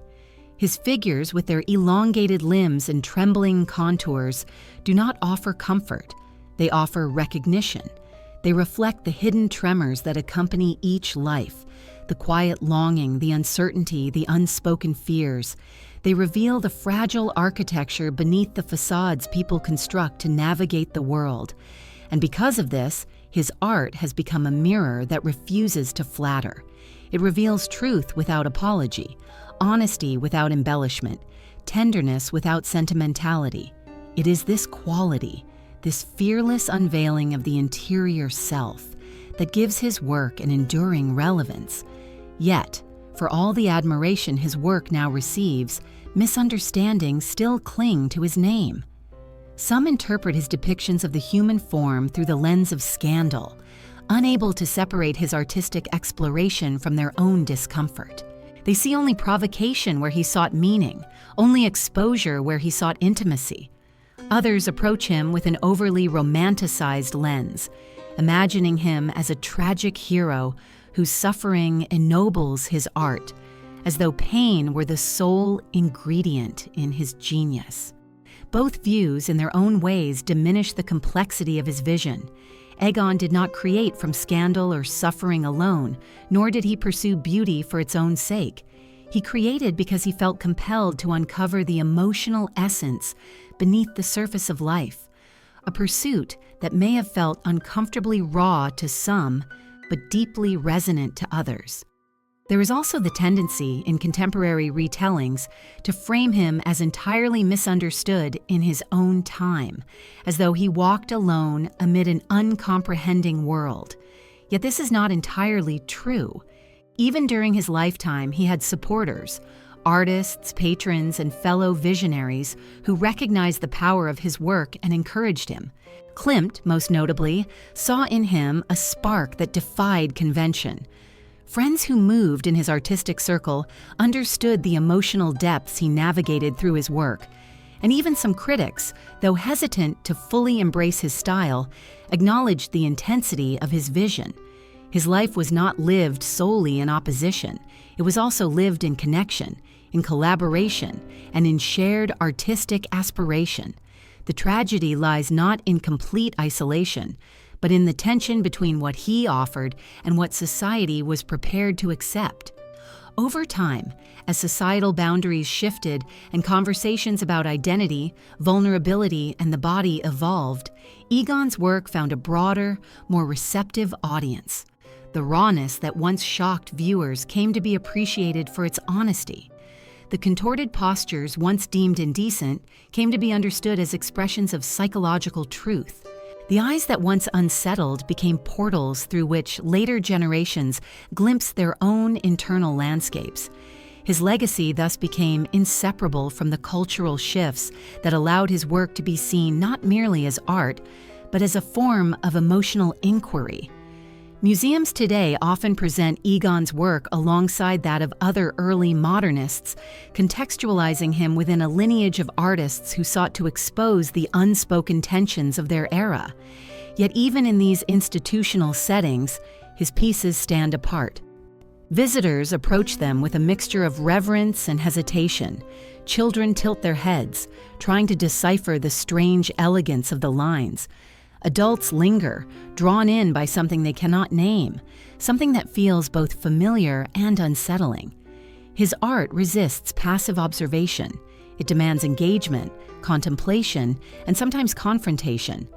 And in this way, Egon continues to challenge, provoke, and move those who encounter his work.